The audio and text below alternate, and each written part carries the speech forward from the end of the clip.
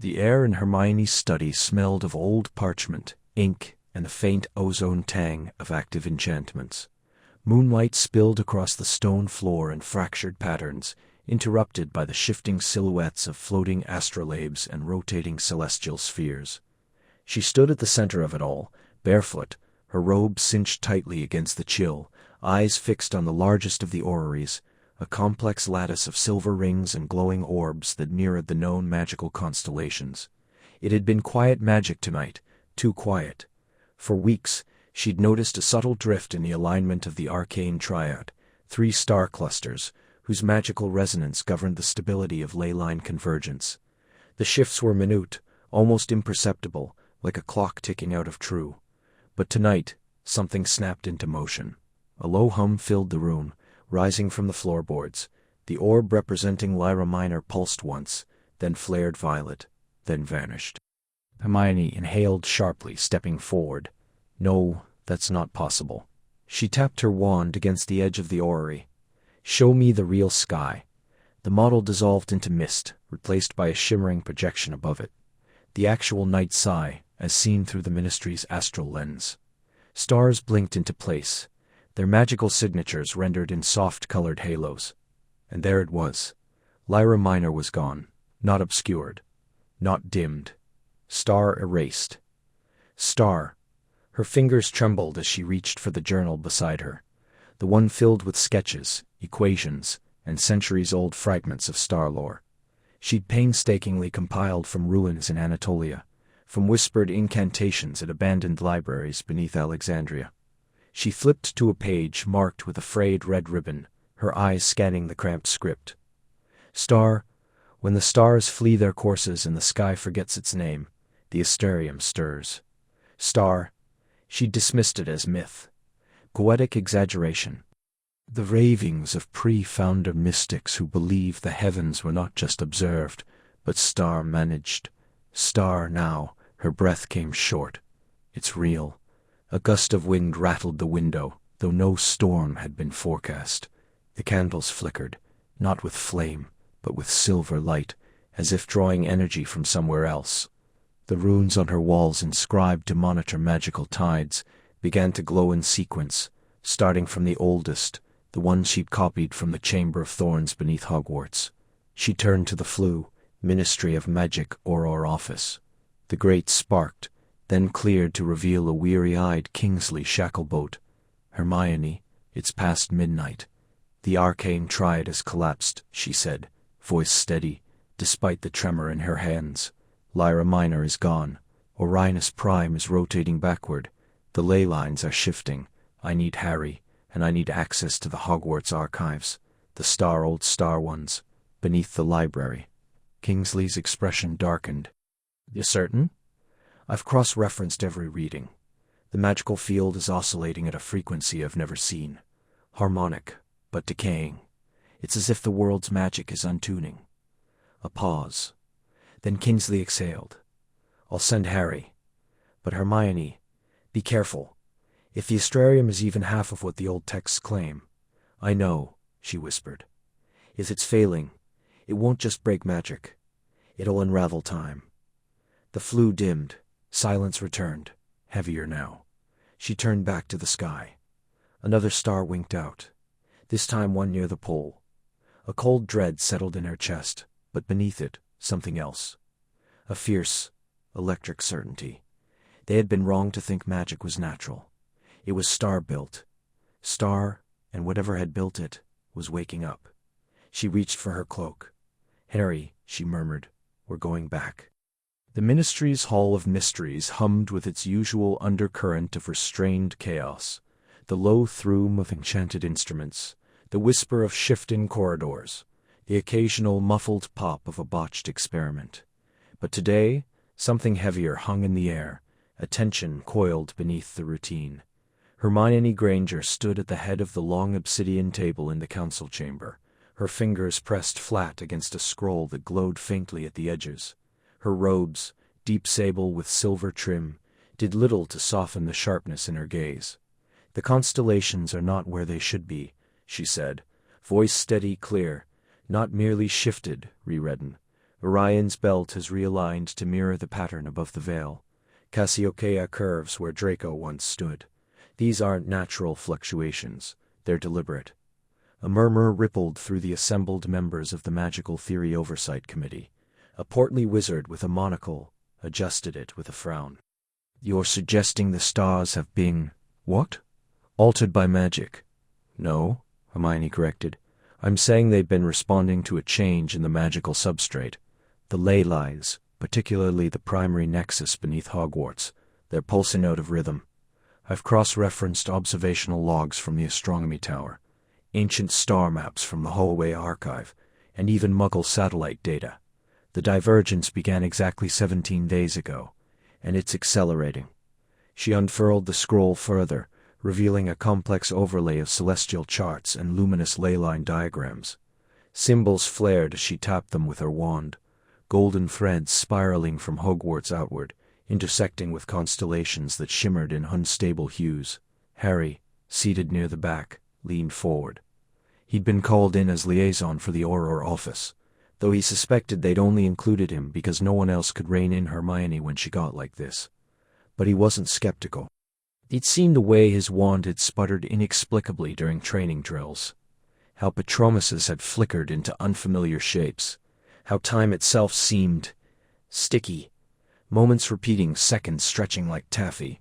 This is not theoretical, Hermione continued. It's urgent. If the Astrarium, the device regulating the convergence point, is failing, we're facing a cascade failure of magical integrity. Spells could unravel. Portkeys might drop travelers into voids. Time loops, dimensional rifts. You're speaking of myth, Granger, interrupted Magus Farn, a wizened figure with a silver beard that twitched when he spoke. The Astrarium is a legend, a bedtime story for apprentice arithmancers. Hermione didn't flinch, then explain why the wards beneath the Forbidden Forest responded to a star I conjured in a controlled simulation. Why did the Mirror of Erised show me a sky that hasn't existed in 10,000 years? The Astrarium is real. It's beneath Hogwarts. And it's waking up. Silence followed. Harry caught her eye across the room. There was fatigue there, yes, but also fire. The same fire that had carried them through war. He gave a small nod. Finally, Director Thorne of the Department of Mysteries cleared her throat. Even if we accept your hypothesis, Granger, what do you propose? We return to Hogwarts, survey the catacombs beneath the castle. There are glyphs, old pre-founder inscriptions, etched into the stone near the Chamber of Secrets. I believe they're part of a larger network. If we can locate the central chamber, you want to dig beneath a school full of children? Varn scoffed. No, Harry said, standing. All eyes turned to him. We want to investigate a potential breach in the foundation of magic itself, and if Hogwarts is the epicenter, then yes, we go there. Quietly, with discretion. Thorne studied him. You believe her? I believe something's wrong, Harry said. I felt it. We all have. Spells don't land right. Dreams repeat. My son said his toy broom flew backward yesterday. Seemed funny at the time. Now. Hermione exhaled, shoulders relaxing just slightly. The chamber fell quiet again, the weight of the unseen pressing in. At last, Thorne nodded. You'll have clearance. Limited. No public disclosure. And Potter, you're in charge of security. Harry met Hermione's gaze once more. Then we leave at dawn. Outside, the sky shimmered. Just for a second, with stars that hadn't been there before. The Ministry atrium was never truly quiet, not even at this hour. Moonlight spilled through the high-arched windows, fractured by the enchanted glass, into shifting patterns that crawled across marble floors like liquid silver. Harry stood near the Fountain of Magical Brethren, one hand resting absently on the hilt of his wand, his Auror's cloak drawn tight against the autumn chill that seeped through the stone. He watched the water trickle from the statue's worn hands, now restored but still bearing the faint scars of war. 20 years, and the echoes never quite faded. Footsteps echoed, light, precise, familiar in their rhythm. He didn't turn, but he smiled. You're late, he said. I was in the middle of recalibrating the arcane resonance array, Hermione replied, her voice warm with exasperation. You know I can't just shut it off mid-cycle. The data would be useless. He turned then. She looked different. Older, of course. But not in a way that time alone could explain. Her hair was pulled back in a loose braid threaded with silver, and there were fine lines at the corners of her eyes, ones he didn't remember from before, but her gaze was the same, sharp, unyielding, alive with quiet fire. "You always did have a gift for making me feel like I've interrupted something vital," he said. She stepped closer, and for a moment neither spoke. The air between them hummed, not with magic, but with everything left unsaid, over months of missed meetings, cryptic memos, and the slow drift of lives pulled in different directions. "You look tired," she said finally. "You look like you've been living in a library again." "I have," she admitted, brushing a stray curl from her forehead. "The constellations, Harry, they're wrong. Not just shifted. Rewritten. I've cross-referenced every star map from the past 1,000 years, and the patterns don't align. It's as if the stars themselves are out of phase." He exhaled slowly, the weight settling on his shoulders again. "That's what they called me in for. There's been a surge in magical instability, wild discharges, spontaneous apparition failures, even a breach in the Department of Mystery's containment vault last night. They think it's connected."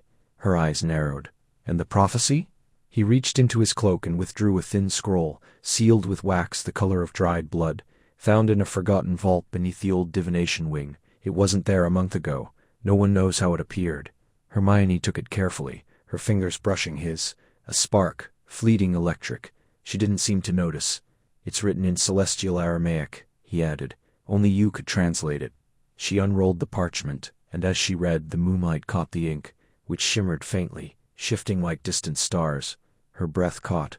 "This isn't just a prophecy," she whispered. "It's a warning. When the heavens falter and the heart of the world sleeps, the Astrarium shall wake, and with it, time unbound." Harry frowned. The Astrarium. I've heard that name before. In old texts. Supposedly a device built before Hogwarts, before the founders even, meant to regulate the flow of magic through the ley lines. "And if it's failing," she said, "it wouldn't just disrupt spells. It could unravel time itself, fracture reality." They stood in silence, the weight of it pressing down like a physical force. "So they're sending us back," he said. She nodded. Together. He looked at her then, not just as the brilliant witch, the Ministry's brightest mind, but as the girl who'd stood beside him in the chamber, in the Department of Mysteries, on the battlefield. The one who'd never flinched. "You ready?" he asked. She gave him a small, determined smile. "I've been ready for years." And for the first time in months, the quiet between them didn't feel like distance. It felt like the calm before the storm. The air in the Hall of Prophecy was colder than it should have been, even for the Department of Mysteries. Harry pulled his Auror's cloak tighter around his shoulders, his breath curling in faint wisps before him.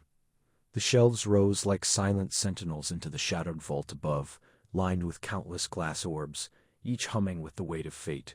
He walked this hall once before, as a boy trembling with grief and rage. Now he moved with the measured tread of a man who had learned the cost of prophecy. Beside him, Hermione's fingers brushed the spine of a particularly darkened orb, her brow furrowed. "It's not supposed to be here," she murmured. According to the Ministry logs, this section was catalogued and sealed after the war. No new prophecies have been recorded in over 20 years. Harry glanced at her.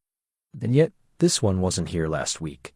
It stood apart, smaller than the others, its glass not clear but clouded with streaks of deep indigo and silver, like a night sky caught in storm.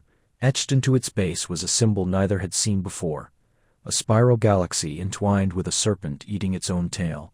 The air around it shimmered faintly, as though reality itself hesitated. "I felt it," Hermione said, her voice low.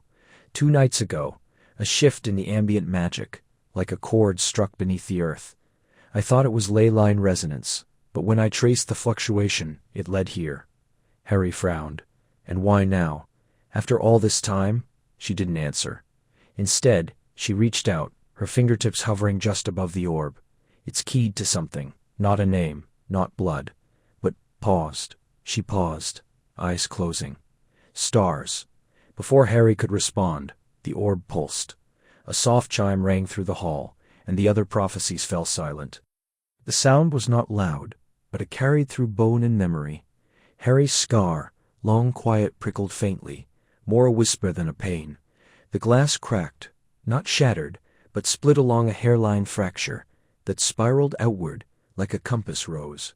Light bled from within, not white, not gold, but the deep blue of midnight pierced with silver sparks. And then a voice. It did not come from the orb. It came from everywhere. From the stones, the air, the marrow of their bones. Star when the serpent swallows the North Star. Star. And the veil between worlds grows thin. Star, star. The keepers shall return to the cradle of stone. Star, star. To mend what the first ones built within. Star, star. By fire unburnt and love unspoken. Star, star. The Astrarium shall wake. Star, star. Or fall. Star, star. And magic itself shall break. Star the words hung in the silence that followed, resonant and terrible. Hermione exhaled slowly, her hands trembling at her sides. That's not in any archive. Not in the Hall's registry, not in the Hallows Codex, not even in the lost Sibylline fragments. Harry stared at the now dormant orb.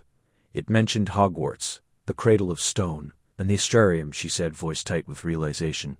I've seen references, scattered, dismissed as myth. Ancient texts speak of a device older than the Founders, built by a civilization that wove magic into the bones of the world. They say it aligns the stars with the ley lines, keeps the flow of magic stable. You're saying this thing, Harry gestured to the cracked orb, woke up because something's wrong with the stars. She nodded. The constellations have shifted, not astronomically, magically. Orion's belt is inverted in the astral plane. The North Star flickers in and out of magical visibility. And last night the moon rose crimson for exactly 13 seconds. No lunar eclipse, no atmospheric cause. Harry looked at her. You think this prophecy, this Astrarium, is why? I think, she said, that we're running out of time. Her voice softened. Harry, it called us keepers. Why us? He met her gaze, and for a moment, the years between them fell away. The silence, the distance, the choices they'd made. Because we've always been the ones who went back, he said quietly, to the chamber, to the forest, to the castle, when no one else would. She gave a small, sad smile, even when we didn't want to. Especially then. He reached for his Patronus charm, but she stopped him. Not the ministry, she said. Not yet. If this is real, if the Astrarium is failing, there are people who would kill to control it, or destroy it. He hesitated, then nodded. Then we go to Hogwarts, tonight.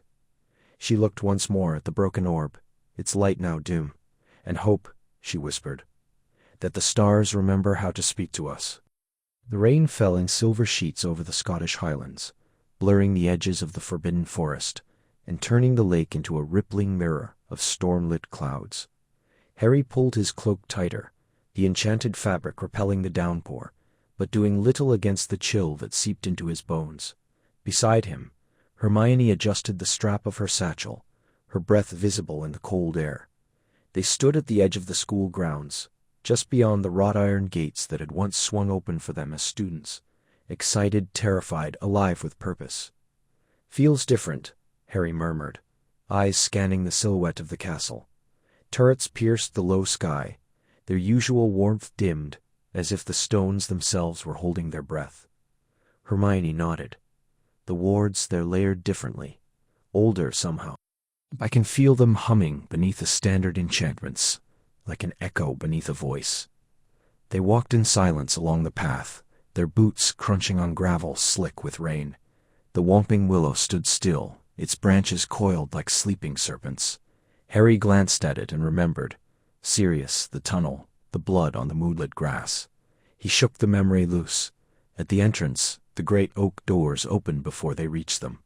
Minerva McGonagall stood framed in the light, her posture as rigid as ever, the silver now threaded through her hair like starlight in ink. Her eyes, sharp and assessing, moved over them both. Potter, Granger, she said, voice measured.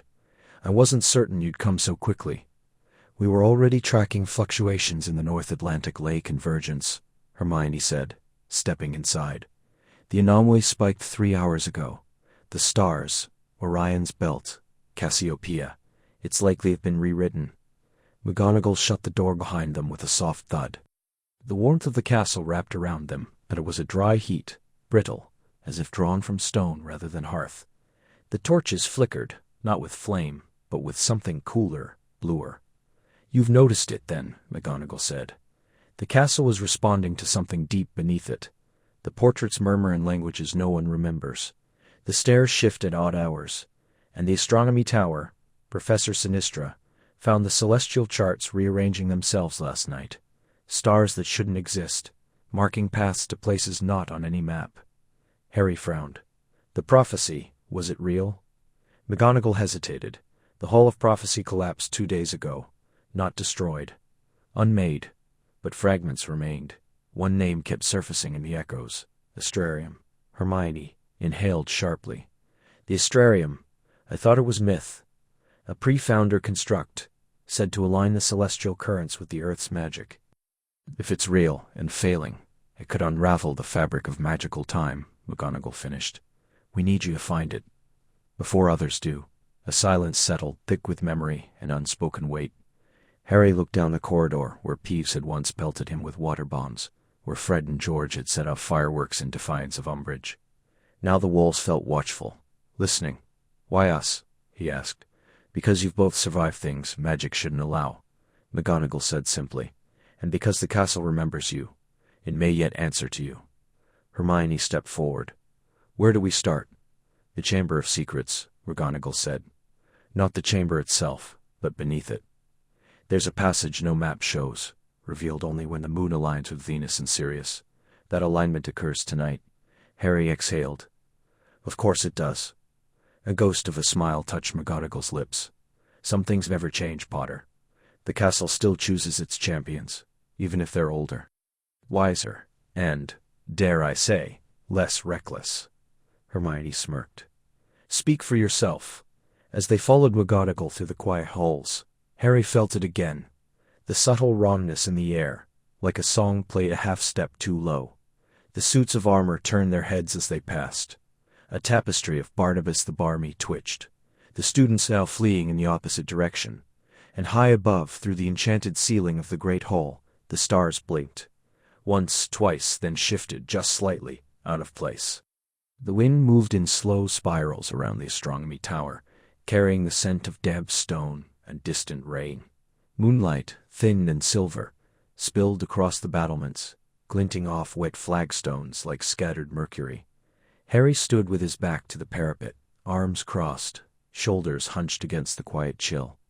2 decades wore differently on him, less in the face, perhaps, but deep in the way he held himself, like a man who'd learned to carry silence as easily as a wand.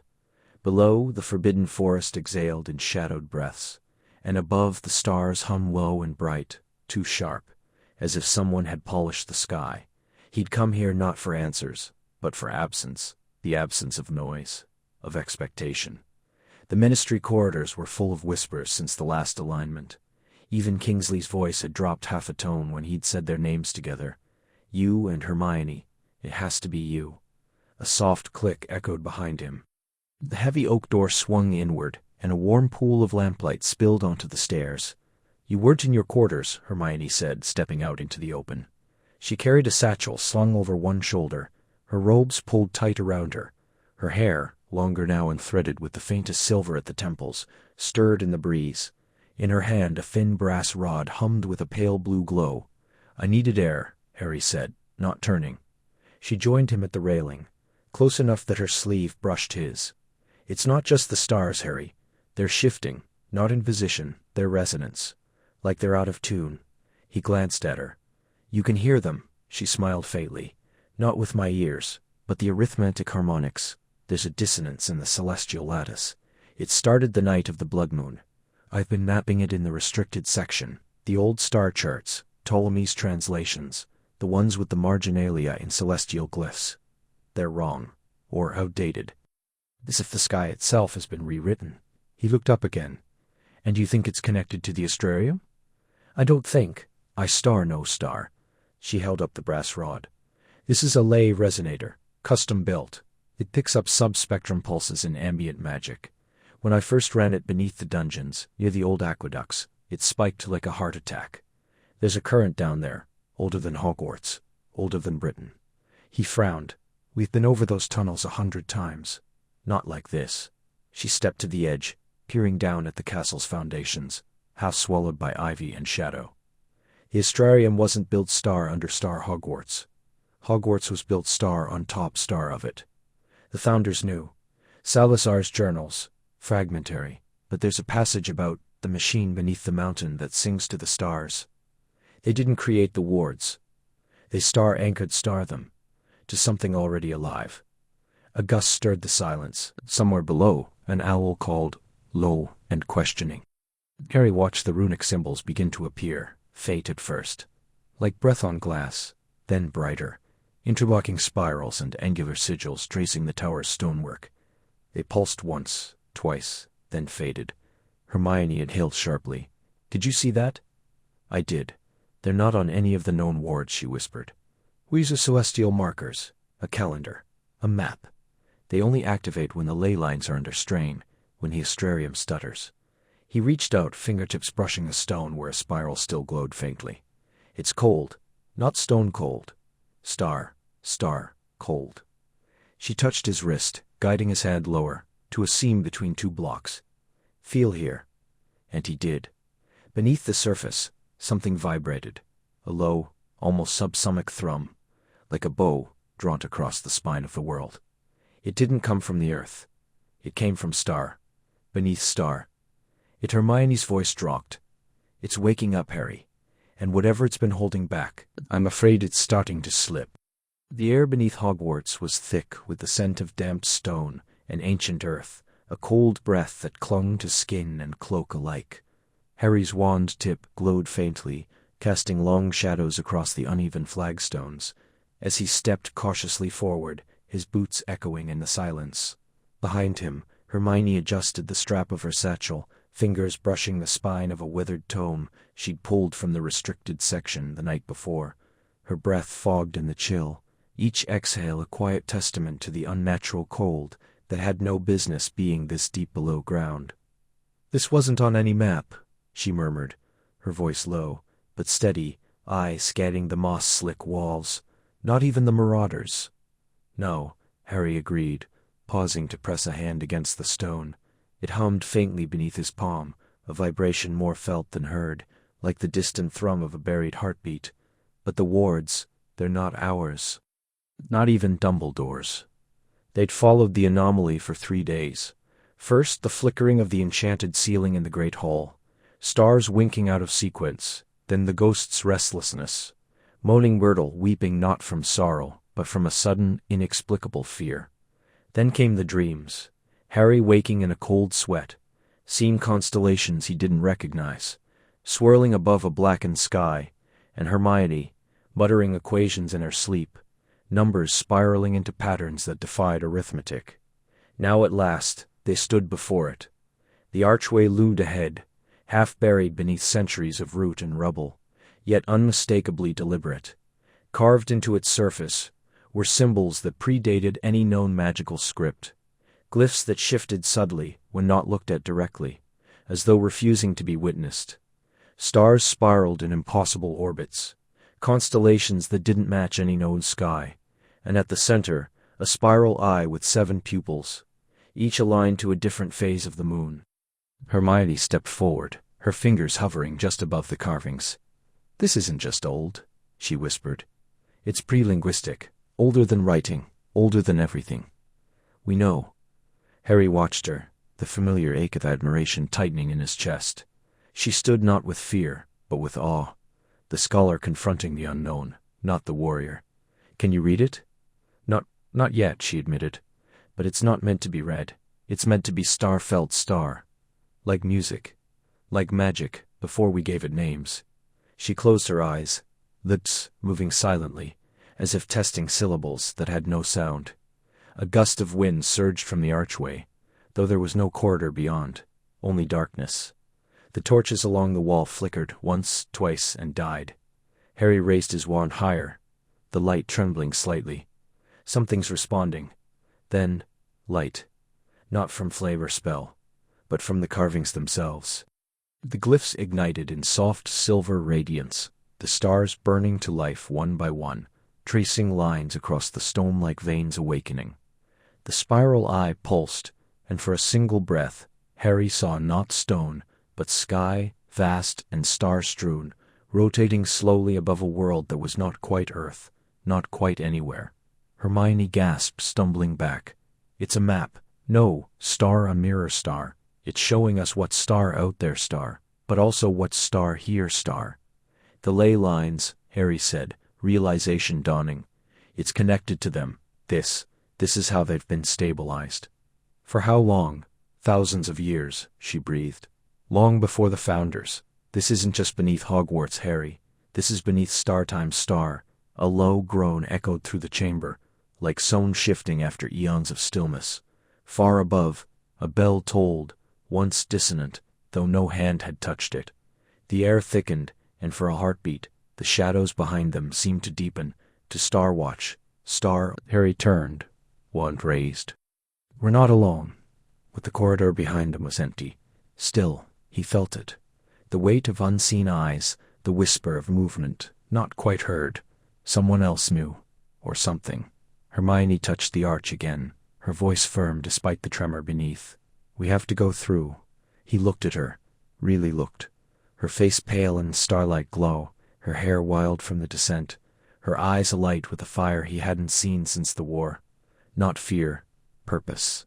"Then we go together," he said. And as the archway began to open, silently, inevitably, the world above forgot to breathe. The air beneath the castle had grown thick with the scent of ancient stone and something else. Ozone, sharp and electric, like the moment before a thunderstorm. Hermione knelt on the cold flagstones, her fingers tracing the intricate patterns carved into the floor. The runes pulsed faintly, a deep indigo glow that seemed to breathe in time with her heartbeat. Harry stood a few paces behind, wand at the ready, his eyes scanning the shadows that coiled around the edges of the chambers. The silence was too complete, as if sound itself had been swallowed by the weight of centuries. "Do you feel that?" Hermione whispered, not looking up. Harry exhaled slowly, like pressure behind the eyes. "Like magics, straining." She nodded. "The ley lines. They're not just shifting. They're singing." Her voice dropped into a chant, though, and wan, precise syllables that felt older than Latin, older than language. The wand in her hand trembled as she drew a spiral in the air, its tip trailing silver light. The runes responded at once, flaring, then dimming, then flaring again in a ripple that spread outward from the center. Dust rose in lazy spirals, caught in invisible currents. The stone beneath them hummed, a vibration that climbed up their bones. Then, light, not torchlight, not wand-light, but something vast and cold and distant. Stars bloomed in the air above them, suspended in perfect formation, constellations Hermione didn't recognize. They hung in a slow, deliberate rotation, casting long shadows across the chamber walls. The map was three-dimensional, shifting as she moved her wand, each star connected by filaments of pale gold light. Harry stepped closer, his breath catching. "That's not our sky." "No," Hermione said, awe softening her voice. "Not from any time we know. These constellations, they're aligned to a celestial calendar from before recorded history. The Astrarium, it's not just a regulator. It's a mirror. It reflects the sky as it was when magic was young." She reached up, fingers brushing a cluster of stars shaped like a spiral staircase. At her touch, the image shifted, zooming in, rotating. Another set of runes flared to life on the floor, forming a perfect circle around them. The stars rearranged, now showing a complex network of lines, ley lines, pulsing like veins across a globe. "It's showing us the network," she murmured. "Look, here, beneath Hogwarts, and here, beneath the Black Lake, and Merlin's beard, Harry. There are nexus points all over the world. Egypt, Tibet, the Amazon, places no one's ever found magical runes." Harry crouched beside her, studying the glowing lines. "And they're all connected to this place." "Yes, and they're weakening. See how some of the connections flicker? That's why magic's been unstable. Spells, failing, apparition errors, the flu network, going haywire. The Astrarium is out of sync. It's like a heart that's forgotten how to beat." He looked at her, the starlight catching in the green of his eyes. "Can you fix it?" "I don't even understand it yet." Her voice was quiet but firm. "But I can try. The problem is, the longer it's out of alignment, the more reality starts to fray. Time, space, they're not as fixed as we think. If it fails completely, we could lose magic," Harry finished. She nodded. "Or worse, magic could rewrite us." A silence settled between them, heavy with implication. Above, the stars turned slowly, whispering secrets in a language only magic could speak. Then, from the far end of the chamber, a low groan echoed, stone shifting, ancient mechanisms grinding to life. Hermione stood, her wand raised. "We're not alone." Harry moved to her side, shoulder to shoulder as they had so many times before. The star maps still hovered, casting their faces in pale, ghostly light. Somewhere in the dark, something was waking. Then the stars, for the first time in thousands of years, were watching. Rain tapped a slow rhythm against the high windows of Hermione's office in the Department of Mysteries, each drop a muffled echo in the quiet corridor beyond. The candlelight flickered over stacks of star charts and open tomes bound in silver thread, their pages humming faintly with residual enchantments. Harry sat cross-legged on the floor, back against a bookshelf, a chipped mug of tea warming his palms. He hadn't asked what kind it was, probably something herbal and suspiciously glowing, but it tasted like chamomile in memory. "It's strange," he said, staring into the steam. "How little has changed. The castle still creaks at midnight. Filch still mutters about dung bombs in his sleep. And you're still up past 2 in the morning, solving problems no one else even knows exist." Hermione glanced up from a scroll covered in delicate runic equations, her quill hovering mid-hair. A small smile touched her lips, but her eyes stayed tired. "Some things are worth staying up for." He watched her for a moment, the way she tucked a loose curl behind her ear with the back of her hand, the faint smudge of ink on her thumb. 20 years, and he still recognized every gesture like a spell he'd learned by heart. "The Astrarium's pulse slowed again tonight," she said softly. "By nearly 3 seconds. It's not just the ley lines. Time itself is fraying at the edges. I felt it. Like a breath held too long." Harry exhaled slowly. "I felt it too. In the corridors beneath the great hall, the air tasted metallic. And for a second, just a second, I saw something. A figure, not a ghost, not a memory, but like a reflection in water that wasn't mine." Hermione set down her quill. "That's not impossible. If the Astrarium is destabilizing, it could be leaking moments, fragments of time that never happened, or haven't happened yet. We might be seeing echoes of other possibilities. Or," Harry said, voice low, "we're starting to unravel." She didn't answer right away. Instead, she levitated the teapot from the corner of her desk, refilling his cup of the soft pink liquid that shimmered like dawn. "This one's for clarity. Don't worry. It's safe. Mostly." He chuckled. "Mostly? It might make you see constellations in your tea. Wouldn't be the first time." They sat in silence for a while. The only sound the soft turning of parchment and the distant groan of the ministry's shifting halls. Harry thought about Ginny, how she used to tease him for staying out too late, how she'd stopped asking questions years ago. He thought about Ron, off in Bulgaria, chasing rogue Quidditch contracts, and avoiding anything that smelled like responsibility. And then he looked at Hermione, her brow furrowed in concentration, and he felt something warm and heavy settle in his chest. "You ever wonder," he began, hesitant, "if we chose the right paths?" She turned to him, surprised. "What do you mean?" "I mean, we saved the world, twice, and now we're chasing stars beneath a castle that shouldn't exist. Sometimes I wonder if we were meant for quieter lives. Families, gardens, normal jobs." Hermione's fingers stilled on the edge of the scroll. "You think this isn't normal.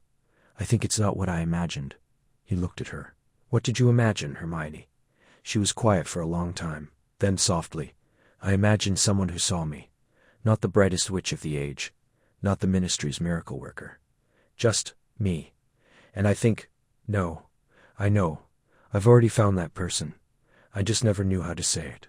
The air between them thickened, not with magic, but with something older, deeper. Harry's breath caught. The candlelight caught the gold in her eyes, and for a heartbeat, the world narrowed to the space between them. A breath, a pause, 1,000 words unsaid. Outside, the rain softened. Somewhere deep beneath the earth, the Astrarium pulsed, slow, uncertain, waiting. The archway groaned as the final rui flared to life beneath Hermione's trembling fingers. A deep, resonant hum shivered through the stone beneath their feet, like the earth itself had exhaled after centuries of holding its breath. Dust rained from the ceiling in soft, whispering cascades as the ancient stone doors split down the middle, revealing not darkness, but a slow, pulsing glow, cool and silver, like moonlight caught in a net. Harry stepped forward first, wand raised, its tip, casting a narrow beam that vanished into the vastness beyond. His breath caught. The chamber stretched downward and outward in impossible dimensions, a cavernous cathedral, carved not by pick and chisel, but by thought, by magic older than language. And its heart, suspended in the air, as if held aloft by unseen hands, floated a colossal mechanism of interlocking rings, great hoops of starlight, etched with constellations that moved, shifted, realigned. Some blazed with the sharp white of distant suns, others smoldered in deep sapphire and violet, their light humming with a frequency that made Harry's molars ache. "It's breathing," Hermione whispered, her voice small against the immensity. She stepped beside him, her fingers tightening around the ancient astrolabe she'd pieced together from fragments in the restricted section. It glowed faintly now, pulsing in time with the Astrarium.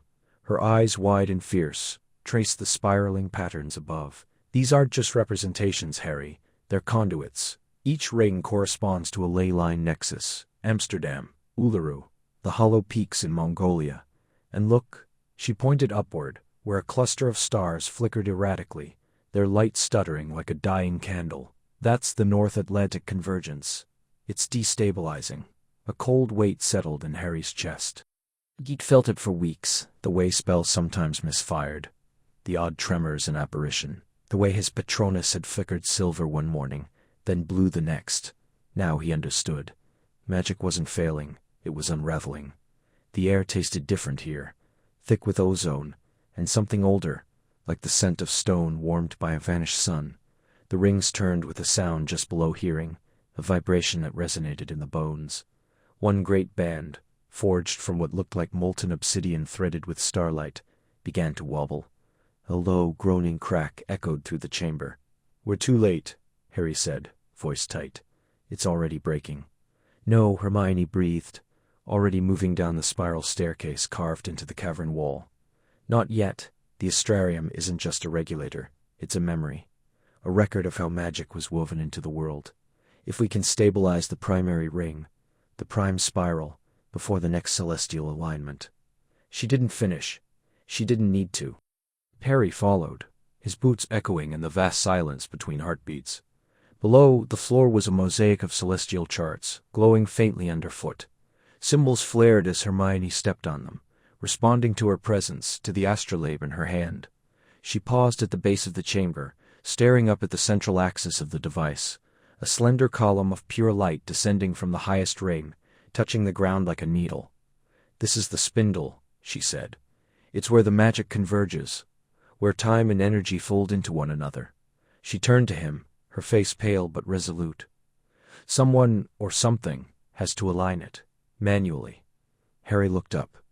The spindle wavered, its light dimming, and if they fail, the ley lines fracture. Magic becomes unpredictable. Portkeys could deposit people in the wrong century. Time-turners might open rifts.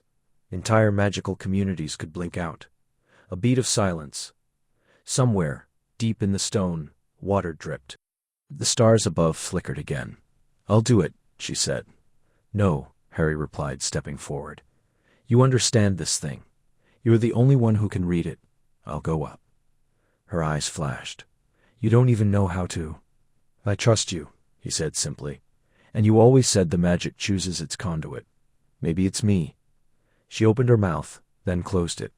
For a moment she looked like the girl who'd argued with him in the library, the woman who'd stood beside him in war, the friend who knew every scar on his soul.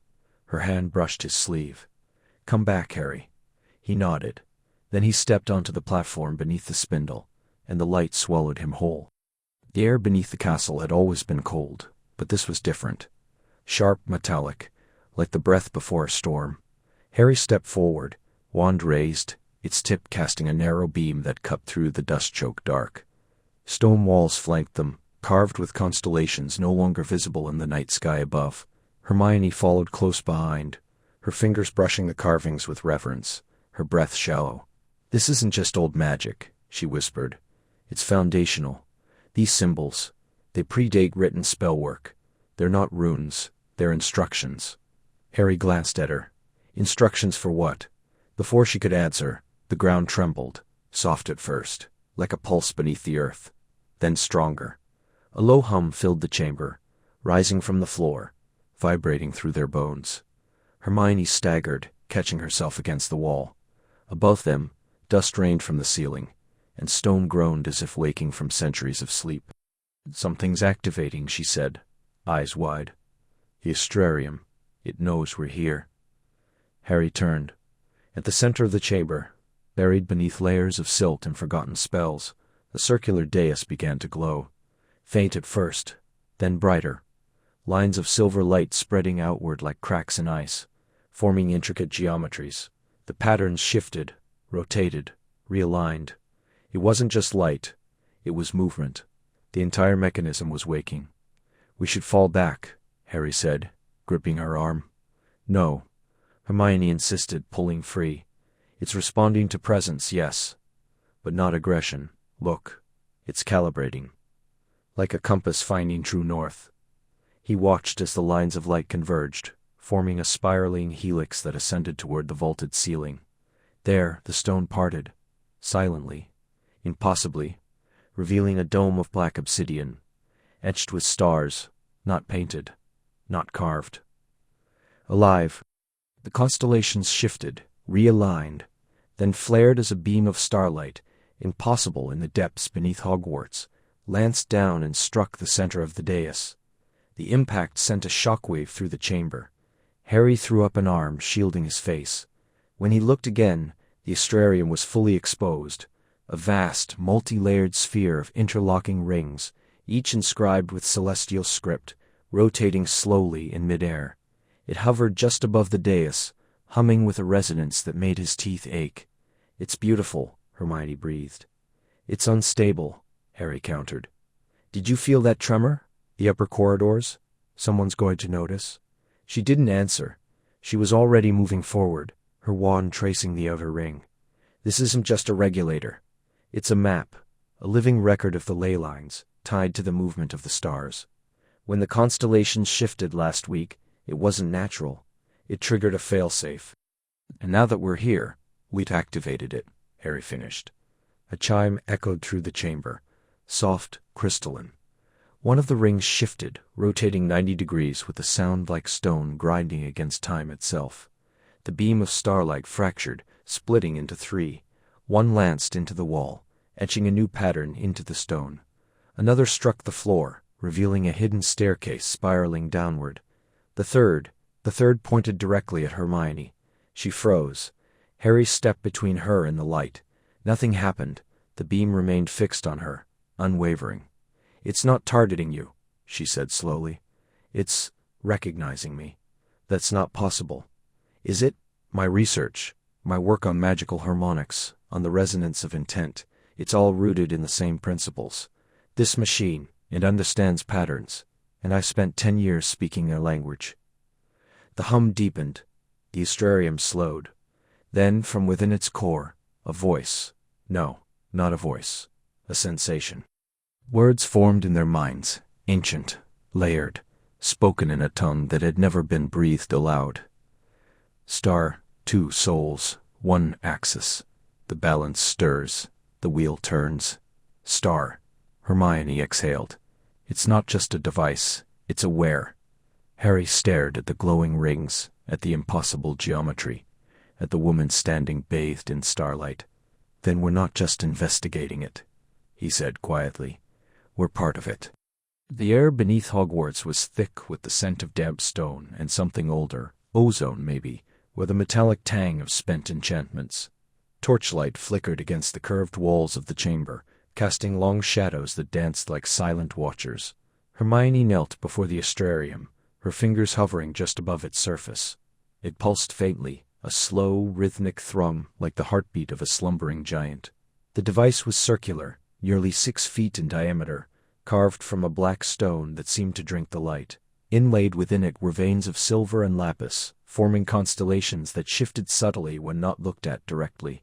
Harry stood a few paces behind, wand half raised, scanning the darkness beyond the ring of light. "Anything?" he asked, his voice low. "Not yet," Hermione murmured. "But I've seen something like this before. Not the device, never anything like star. This star, but the symbols. They're a variant of celestial glyphics, a proto-language used by the Arcturian Circle. They believed magic wasn't just tied to intent, but to alignment. Stars, planets, the weave of the cosmos itself." She traced a symbol with the tip of her wand. It glowed faintly, then dimmed. "There's an equation here, Harry. A recursive formula. It's trying to balance something. The ley lines, I think. The Astrarium isn't just measuring them, it's regulating them. Like a tuning fork for the world's magic." He stepped closer, boots echoing. "And it's failing." "Yes," she whispered. "Look here, this sequence. It's a decay pattern. The harmonic resonance is weakening. That's why we're seeing magic unraveling in unpredictable ways. The Patronus that turned silver instead of white. The flu network misfiring in Bulgaria. It's not random. It's systemic." She pulled a small notebook from her robe and began sketching the symbols, her hand moving quickly, almost compulsively. "The Founders didn't build this. It predates them by centuries, maybe millennia. But they knew about it. There are references in the oldest Hogwarts archives, buried in the restricted section under false indexing. The heart beneath the stones, the sky mirror, the clock that breathes. They sealed it off. Why?" Harry frowned. Maybe they couldn't control it. Or maybe they feared what would happen if someone did. A soft chime echoed through the chamber, and the Astrarium flared. The silver lines brightened, and suddenly the constellations shifted, rearranging into a pattern Hermione didn't recognize. Her breath caught. "That's not any nose star chart," she said. "Not from this era. Or this time." "Time?" Harry asked, tensing. She looked up, eyes wide. "The Astrarium isn't just reading the present. It's calculating across time, past and future. It's not just a regulator. It's a star predictor star. And this equation, it's incomplete. There's a variable missing." "The key," she stood abruptly pacing. "It's like a spell without an incantation. The structure is there, but without the final component, it can't stabilize. If we don't find it—" "The ley lines could fracture," Harry finished. "Magic itself could unravel. Or worse," she said quietly, "it could star rewrite star itself. Spells might behave differently. Wands could become inert. Time might slip." They both fell silent. Above them, unseen, the stars turned slowly in their ancient courses. After a long moment, Hermione exhaled. "I need more light, and access to the upper archives. There's a text, Star the Spheres of Thuban's Star. It was thought to be allegorical. But if this is real, then maybe it's a manual." Harry nodded. "I'll alert Kingsley, and we should tell Ron. He's been tracking disturbances in the Ministry's monitoring rooms." She hesitated. "Harry, what if the reason the Astrarium is failing isn't mechanical? What if it's intentional? What if someone's star stops star-feeding it the key?" His jaw tightened. "Then we're not just fixing a machine. We're up against someone who wants magic to break." She looked back at the device, its quiet pulse now feeling like a warning. "Then we're already too late to prevent the fall," she said, "but not too late to stop the collapse." The rain came down in silver sheets, slewing over the cobbled paths and pooling in the hollows of ancient flagstones. Hogwarts loomed against the bruised twilight sky, its towers veiled in mist, windows flickering like distant stars. Harry stood beneath the shelter of the west arch, his Auror cloak drawn tight against the damp chill that clung to the stones. He watched the torchlight dance across the slick surface of the lake, its reflection trembling with each gust of wind. It had been weeks since they'd found the first sigil, carved into the bedrock beneath the charms corridor, and every night since the air had felt heavier, charged, as if the castle itself were holding its breath. He turned at the sound of footsteps, soft but deliberate. Hermione appeared from the shadowed arcade, her dark robes tucked neatly at the waist, wand gripped in one hand, a rolled parchment in the other. She paused beside him, her breath forming a faint cloud in the cold. "It's worse than we thought," she said, voice low. "The ley resonance beneath the great hall has shifted by nearly 3 degrees. That shouldn't be possible, not without a major magical discharge, or interference." Harry frowned. "You think someone's tampering with it?" "I think," she said slowly, "someone already has." She unrolled the parchment. A star chart overlaid with shifting runes, glowing faintly blue. One constellation pulsed erratically. Lyra, the harp. It had flickered out entirely for nearly 12 seconds at midnight the previous night. This correlates with the surge we detected near the Chamber of Secrets. Not the chamber itself, deeper. There's a corridor there that's not on any of the old maps. It wasn't built by the founders. Salazar's work? Harry asked, though he already knew the answer. Older, she whispered. Much older. The architecture. It doesn't match any known magical tradition. The stones are carved with symbols that predate written language. I ran a temporal analysis. They're over 10,000 years old. Harry stared at the castle, its silhouette jagged against the stormy sky. 10,000 years before Hogwarts, before the Ministry, before history as they knew it. A flicker in the corner of his vision made him turn. There, near the overgrown ivy that clung to the base of the eastern turret, a shadow moved where no shadow should. Not an animal. Too upright, too still. Then, for a breath, a face caught in the brief flare of lightning. Pale, sharp-featured, eyes reflecting the low torchlight like a cat's. "Did you see that?" Harry murmured, hand already on his wand. Hermione followed his gaze. "I saw something, but it's gone now." He stepped forward, boots splashing in the puddles. "Stay behind me." They moved in silence, wands drawn, the air thick with the scent of wet earth and old magic. The ivy rustled as they approached, though there was no wind. Harry reached out, parting the vines with the tip of his wand. Beneath, a stone slab, nearly invisible against the wall, was slightly ajar, its edges worn smooth by time. A chill breath of air rose from below, carrying the scent of salt and something metallic, like old blood. Hermione knelt, brushing her fingers over the carvings on the slab. "This is the Astrarium seal," she said, her voice tight with awe. "The same symbol from the prophecy. It's been opened recently. Look, the moss is disturbed. And this residue." She held up her hand, showing a faint silver powder clinging to her fingertips. "Stellar glass. It's used in celestial enchantments. Only a handful of people know how to work it." Harry's jaw tightened. "Someone's been here, and they know what they're looking for." She looked up at him, eyes wide in the dim light. "We're not the only ones trying to understand the Astrarium, Harry. And if they reach it first..." The wind howled through the arches, and somewhere deep beneath the castle, a stone shifted. A slow, grinding sound, like a door waking after centuries of sleep. Candlelight in the headmaster's study flickered, casting long shadows across the spines of ancient tomes and the scattered parchment that blanketed Hermione's makeshift desk. Her quill moved in quick, precise strokes, scratching equations into the margins of a star chart that shimmered faintly under a charm of her own design. The air hummed with quiet magic, the low thrum of enchanted ink, the occasional pop of a spell stabilizing a frayed diagram, and the soft creak of the castle breathing around them. "It's not just a calendar," she murmured, more to herself than to Harry, who stood by the window, his silhouette framed against the moon-washed grounds. "It's a regulator, a harmonic engine. The Astrarium doesn't merely track celestial alignments. Its star responds star to them, adjusts, channels." Harry turned slowly, his hands tucked into the pockets of his Auror's coat. "So you're saying it's like a magical barometer?" "Not just that," she said, lifting her eyes, bright with the fire of discovery. "It's tied directly to the ley lines, not just monitoring them, but star-tuning, star them. Like a tuning fork struck against the spine of the world. When the constellations shift, especially those aligned with the old wizard constellations, the ones not visible to muggles, the Astrarium recalibrates the ambient magic, keeps it from spiking or collapsing." He frowned. "And now it's failing."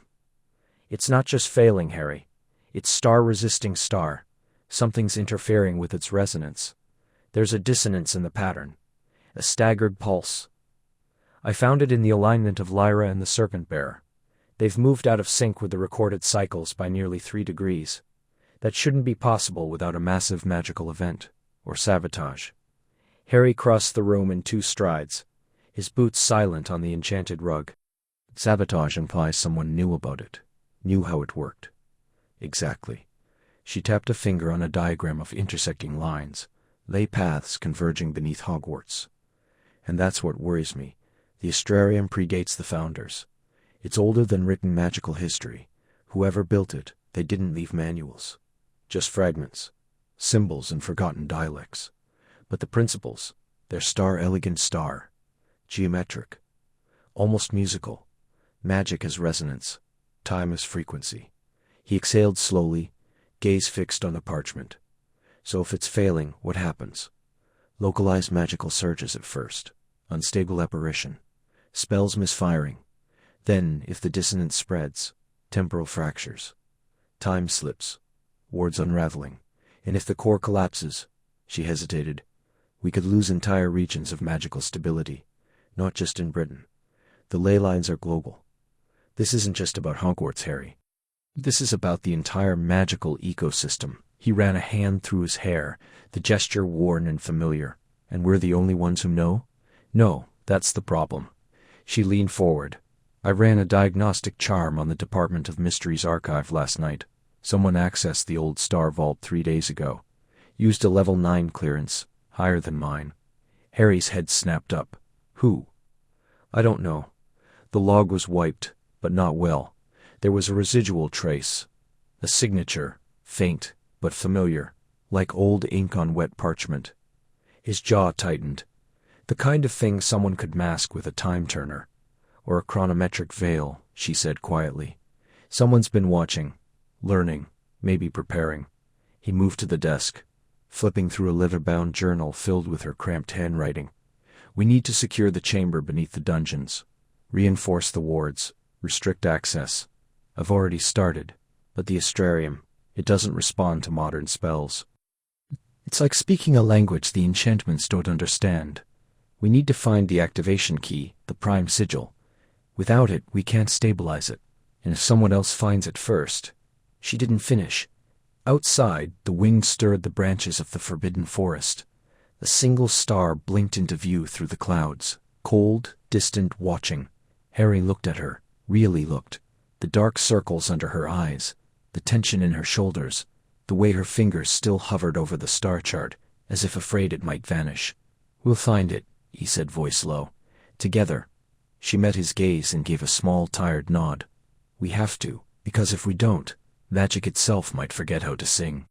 Moonlight bled through the high arched windows of the Hogwarts library, pooling in silver puddles across the ancient oak floors. Dust motes swirled like lazy constellations in the still air, disturbed only by the soft rustle of parchment and the occasional creak of a shelf settling into old age. Hermione stood on the top rung of a rolling ladder, her fingers tracing the embossed spine of a volume bound in what felt like starfish leather. Her breath fogged the air. October had brought an early frost to the highlands, and even magic struggled to keep the chill at bay. There's a reference here, she murmured, more to herself than to Harry, though she knew he was listening. In the star Codex Astrali Star, a pre-founder text, possibly Atlantean in origin. It speaks of a key forged from fallen starlight, used to unlock the second breath of the sky engine. She flipped the brittle pages with careful reverence. It's not metaphorical, Harry. The Astrarium has layers. And we've only seen the first. Harry leaned against a towering bookshelf, arms crossed, his Auror's cloak draped loosely over one shoulder. He studied the shadows at the edge of the room, where the light didn't quite reach. So we're looking for a key shaped like a star, in a library that hasn't been properly catalogued since 1423. A star, Hermione corrected, but not just any star. The text says it corresponds to Lyra, the fallen harp of Orpheus. Look. She climbed down, cradling the book like a newborn, and opened it flat at a reading table. A hand-drawn constellation glowed faintly under her whispered star, Lumos star, its central star, elongated into a 5-pointed keyhole. This isn't just about alignment. The Astrarium responds to resonance. The key must be made of something that remembers starlight, something that star was star hark. Harry frowned. Like a meteorite. Better, she said, eyes alight. Like a preserved fragment of a supernova. The old wizards collected them, called them sky tears. There's a record of one donated to the school by a Swiss alchemist in the 13th century, listed as ornamental, non-magical. She arched an eyebrow. They didn't know what they had. They combed through the archives beneath the library, descending stone steps slick with time and silence. The air grew heavier, thick with the scent of dried herbs and ancient ink. Row after row of forgotten scrolls and sealed trunks lined the walls, each marked with sigils that hummed faintly under Hermione's scanning spell. Harry kept watch, hand near his wand, though the only presence down here was memory.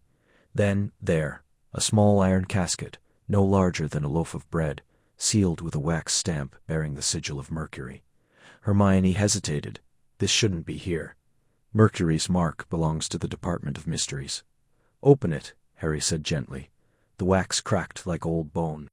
Inside, wrapped in black velvet singed at the edges, lay a crystalline object, pale blue, almost translucent, its 5 points radiating outward like frozen light. It pulsed faintly in time with Hermione's breath. It's warm, she whispered, lifting it carefully. It's star-alive star, lifting it carefully. Above them the castle groaned. A chime echoed through the stone, deep and resonant, as though the earth itself had exhaled. The torches flickered, not in wind, but in rhythm. 3 beats, then silence, then 3 again. Harry looked up. That's not the castle. No, Hermione breathed. That's the Astrarium. It knows the key has been found. She turned it in her hands. One of the points caught the torchlight and refracted it into a thin beam, striking the wall.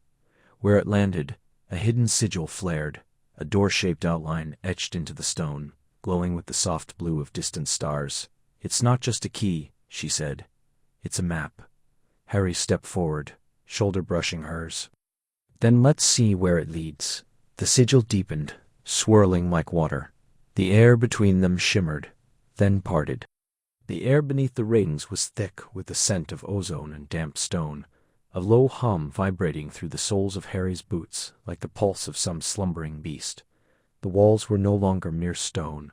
They were lined with interlocking brass gears, the size of cartwheels, frozen in place, their teeth crusted with ancient verdigris. Above them, constellations of tiny glowing runes pulsed in slow rhythm, shifting positions like stars in a captured sky. This isn't just machinery, Hermione whispered, her fingers hovering over a rune that flickered at her touch. It's alive, or it wants to be. Harry kept his wand raised, its tip casting a narrow beam of light that danced across the shifting gears. Spells behaved strangely here. Lumos flared too bright, then guttered out like a candle in wind. And when he'd tried Elohomora on a sealed archway, the door didn't unlock so much as star unfolds star, petals of stone peeling back like a blooming rose before collapsing into dust. I don't like this, he said. Feels like the magic's listening. Hermione turned, her eyes sharp in the dim glow. Of course it is. This place was built to harmonize with magical resonance. Every incantation, every pulse of energy, it's part of the system, like speaking into a tuning fork. She stepped forward, murmuring under her breath, as she traced a sequence of symbols etched into the floor. The runes brightened beneath her voice, spiraling outward in a slow wave. A low groan shuddered through the chamber as a section of wall split open, revealing a narrow passage choked with cobwebs that shimmered like spun silver. Careful, Harry warned, but she was already moving. The passage sloped downward, the air growing colder with each step. The walls here were smooth, almost polished, lined with inlaid threads of what looked like solidified starlight. Hermione reached out, then hesitated. Don't touch them, she said, more to herself than to him. They're conduits. Touching one might trigger a feedback loop, or worse, reset a sequence. Reset what? The labyrinth. If we're wrong about the pattern, it could seal us in, or send us back to the entrance, or... She trailed off, frowning at a cluster of symbols above the next archway. Harry studied the carvings, twisting serpentine lines that seemed to shift when he wasn't looking directly at them. Is that Parseltongue? No, she said, but it's related, not a language, more like a syntax, a way of structuring magical intent. Look, she pointed to a central glyph, A spiral within a ring, bisected by a jagged line. That's the mark of recursion. It means the spell folds back on itself. Infinite loops. That's why spells go wrong here. The magic doesn't just fail. It star repeats star, amplifies, mutates. She took a deep breath and raised her wand. I'm going to try a modified finite incantation. Not to stop a spell, but to stabilize the resonance. Hermione, trust me. Her voice was calm, but he heard the tremor beneath it.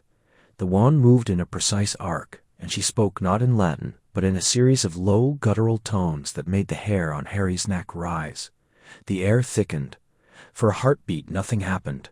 Then the runes flared, blinding white, and a shockwave knocked them both off their feet. Harry tasted blood. His ears rang. When he looked up, the passage ahead had changed. The walls now curved inward, forming a perfect spiral, and the floor was inscribed with a vast, intricate mandala that glowed faintly, its lines pulsing like veins. Hermione groaned, pushing herself up on one elbow. Well, that worked. Sort of. He reached for her hand, pulling her to her feet. Next time, maybe warn me before you rewrite the laws of magic? A faint smile touched her lips. Where's the fun in that? They stepped into the spiral, the mandala brightening beneath their feet. Somewhere deep below, something began to turn. Slow, reluctant, ancient. The Astrarium was waking, and it remembered their names. The chamber beneath the dungeons was never meant to be found. Cold stone pressed in from all sides, and the air carried the metallic tang of ancient enchantments gone brittle with age. Faint starlight, actual, impossible starlight, pooled along the grooves of the Astrarium's obsidian surface, pulsing in rhythm with something deep beneath the earth. Hermione's fingers hovered above a constellation etched into the central dais, her breath shallow with concentration. It's not just a map, she murmured, more to herself than Harry. It's a counterweight.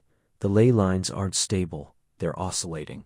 And if this cluster here, Orion's belt, but inverted, keeps shifting like this, the backlash could fracture reality in localized zones. Time, space, magic, it could all unravel. Harry stood a few paces behind, wand gripped tight in his hand, eyes scanning the shadows. The silence down here was wrong, not peaceful, but watchful, like the stones were holding their breath. Can you stabilize it? He asked, voice low. Not yet. I need to understand the language first. It's not Latin, not any known magical dialect. It's older. She reached for her satchel, pulling out a charmed notebook that hummed faintly as it absorbed starlight. There's a pattern, almost like harmonic resonance. If I can match the frequency. A low groan shivered through the floor. Dust rained from the ceiling. Harry stepped forward. Hermione, wait. But she was already tracing a glyph with her wand, whispering syllables that scraped against the air, like glass on stone. The Astrarium flared, once, twice, then erupted in a spiral of silver light that cracked outward like lightning. Harry lunged. Time slowed. He saw her body lift from the force, hair fanning in the surge, eyes wide with shock. He didn't think. He moved. His shoulder slammed into her side, knocking her behind him, as the energy wave shattered against a shield he hadn't even realized he'd conjured. The impact threw him forward, his knees grinding against the stone, wand skittering from his hand. Silence, then a gasp. Harry. He turned, breath-ragged. She was on her knees, unharmed, face pale beneath the fading light. But her sleeve was singed, the fabric blackened near her wrist. He crawled to her, hands trembling as he gripped her arms. Are you hurt? Say something. I'm fine. You pushed me in time. His voice cracked. You weren't going to be. She stared at him, really stared, past the Auror's composure, past the years of quiet camaraderie and unspoken boundaries. He looked wrecked. Sweat darkened the collar of his robes. His jaw trembled with something between anger and terror. You don't get to do that, he whispered. Do what? Just work magic like it's a puzzle to solve. Like your life's just another variable. His hands tightened. You could have been killed. I had to try. And if you died down here, who would have stopped the collapse then? Me? I can't even read the thing. His voice rose, echoing off the walls. I'm not the one who understands this. You are. So don't Don't throw yourself at danger like it doesn't matter. She flinched. The words hung between them, raw and too true. After a long moment, Hermione touched his arm. Her fingers were warm. I didn't mean to dismiss the risk. I forget sometimes how fast things can go wrong. He exhaled, pressing his forehead to hers briefly, a gesture so intimate it startled them both. Don't forget, not with this. Her breath trembled. I won't. They stayed like that, kneeling in the dust of millennia, the Astrarium humming softly behind them like a sleeping beast. The stars above flickered, uncertain, and for the first time in 20 years, Harry Potter felt afraid, not of dark wizards or ancient magic, but of losing her to something he couldn't fight with a wand. Rain tapped a slow, insistent rhythm against the high windows of Hermione's study, each droplet catching the dim glow of enchanted candlelight before shattering on the sill. Scrolls lay scattered across the heavy oak table, star charts with ink still smudged at the edges, equations spiraling into unknown variables, sketches of runes that seemed to shift when not watched directly. Hermione traced a finger along one such symbol, her brow furrowed. The constellations had shifted 3 degrees west of their recorded positions. Not possible. Not in 1,000 years. A knock at the door startled her. "Come in," she said, voice steady, despite the sudden tightness in her chest. The door opened to reveal Harry, damp from the evening drizzle, his Auror's cloak heavy with moisture. He closed the door behind him with a quiet click and shook the water from his hair. "You saw it too, then?" She nodded, sliding a parchment toward him. The alignment over Stonehenge, the resonant spikes in the ley lines beneath Dorset. This isn't natural drift. It's a recalibration. But no one's touched the Astrarium since we sealed it. Harry studied the chart, his fingers brushing over a cluster of stars marked in faint silver ink. And yet someone claims they have the right to. Hermione stiffened. "What do you mean?" He reached into his cloak and withdrew a sealed scroll, bound in black cord and sealed with a wax sigil. A spiral wrapped around a single star. "Arrived at the ministry an hour ago. Addressed to you and me. No owl, no hand delivery. Just there, on the desk of the head of magical law enforcement." She took it carefully, breaking the seal with a flick of her wand. The parchment unfolded on its own, and a voice smooth, resonant, neither male nor female, spoke from the ink.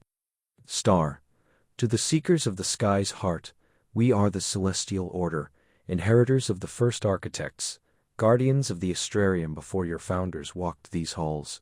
You tread where you do not belong. The machine stirs not by accident, but by design. We awaken what you have forgotten. If you wish to understand, come to the Isle of Glass at moonrise. Come unarmed, come alone, or stand aside and let the stars realign as they were meant to." "Star," the words dissolved into smoke, leaving only charred edges on the parchment. Hermione exhaled slowly. "Inheritors, there's no record of any group with that name in any text from the pre-Hogwarts era. Not in the ones we've found," Harry said quietly. "But the Astrarium wasn't built by accident. Someone made it. Someone maintained it. Until they didn't." She looked up at him. "They could be dangerous. This could be a trap. Or they could be the only ones who know how to stop whatever's happening." He met her gaze. "We go. But not alone. No, we need to understand who they are first. Their magic, if they're tied to the Astrarium, their spells would resonate with celestial patterns. I can scan recent magical signatures near ley convergence points. If they've used large-scale enchantments, the traces will still linger." Harry nodded, already turning toward the door. "I'll alert Kingsley, quietly. If this order's been hiding for centuries, we don't want the whole ministry charging in like blundering trolls." As he stepped into the hall, Hermione called after him. "Harry," he paused. "If they're telling the truth, if they've been watching us this whole time, then we've never been alone down there." He looked back, rain, still glistening in his hair, eyed shadowed with something older than war, something like dread. "Then we've been seen from the start." And with that, he was gone, leaving her in the quiet hum of candlelight and the whisper of stars shifting out of place. The morning mist clung to the ministry's atrium like a damp shroud, refracting the pale winter light into fractured hues across the marble floor. Harry stood at the edge of the Wizengamot chamber, his Auror's cloak drawn tight against the chill that seeped up from the stone. Inside, the debate raged like a storm barely contained. Voices rose and fell in measured cadences, punctuated by the sharp rapping of a gavel. "We are not children playing with fire," intoned Councillor Greaves, a tall man with silver-threaded hair and eyes like flint. "The Astrarium is not a relic to be poked at by adventurers and academics. It is a weapon, one we do not understand." Harry exhaled slowly through his nose.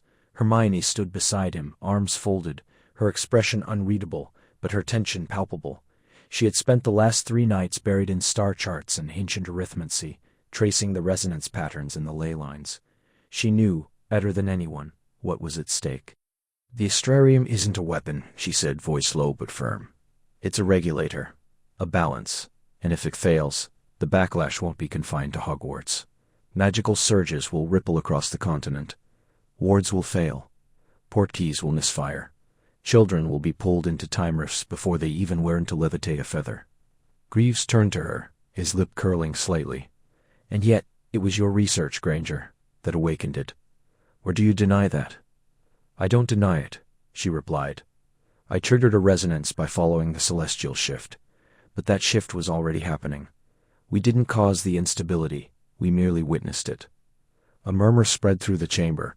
Harry felt the weight of eyes on them, some wary, some suspicious, a few quietly sympathetic. He recognized the fear. It was the same fear that had festered after Voldemort, after the Ministry's collapse. Fear of the unknown, fear of losing control.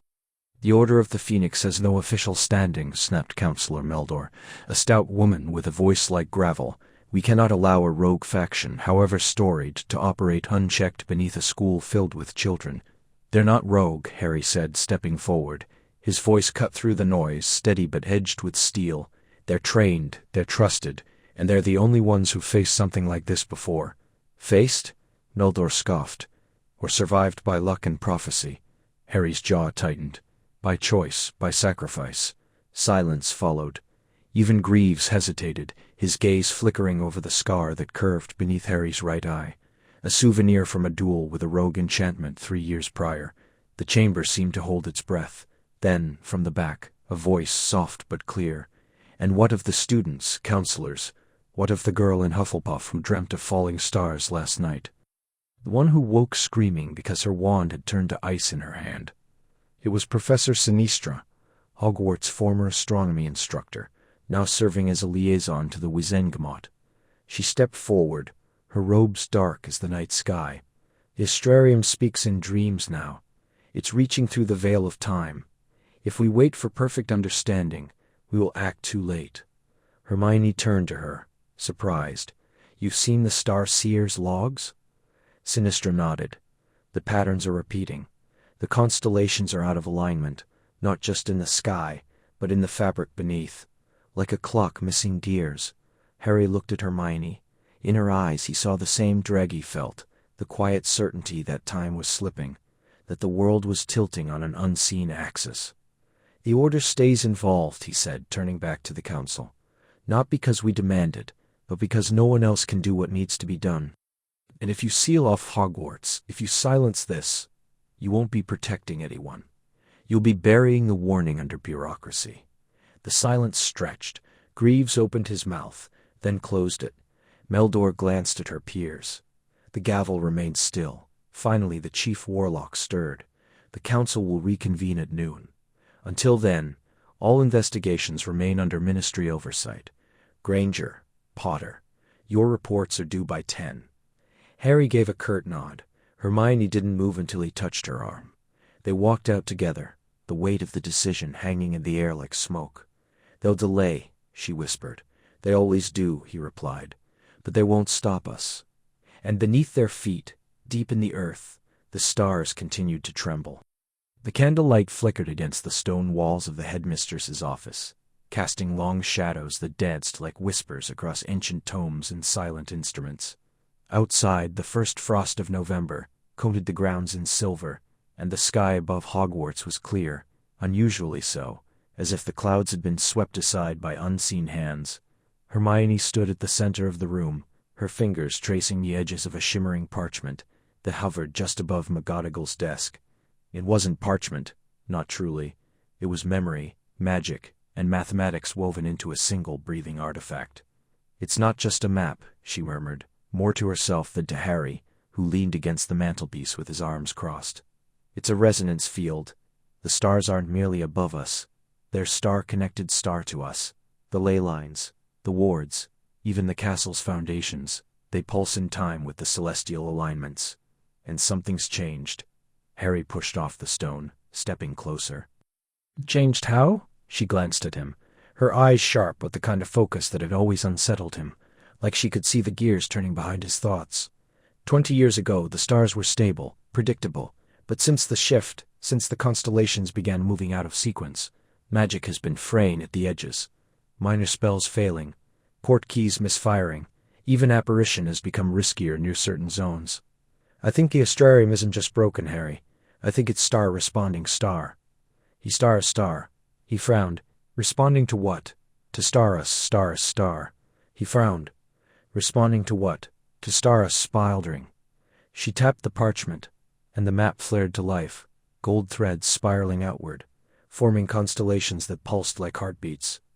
"This is Hogwarts, but not as we know it. This is Hogwarts as the old builders saw it. A living observatory, a mirror of the sky. Look."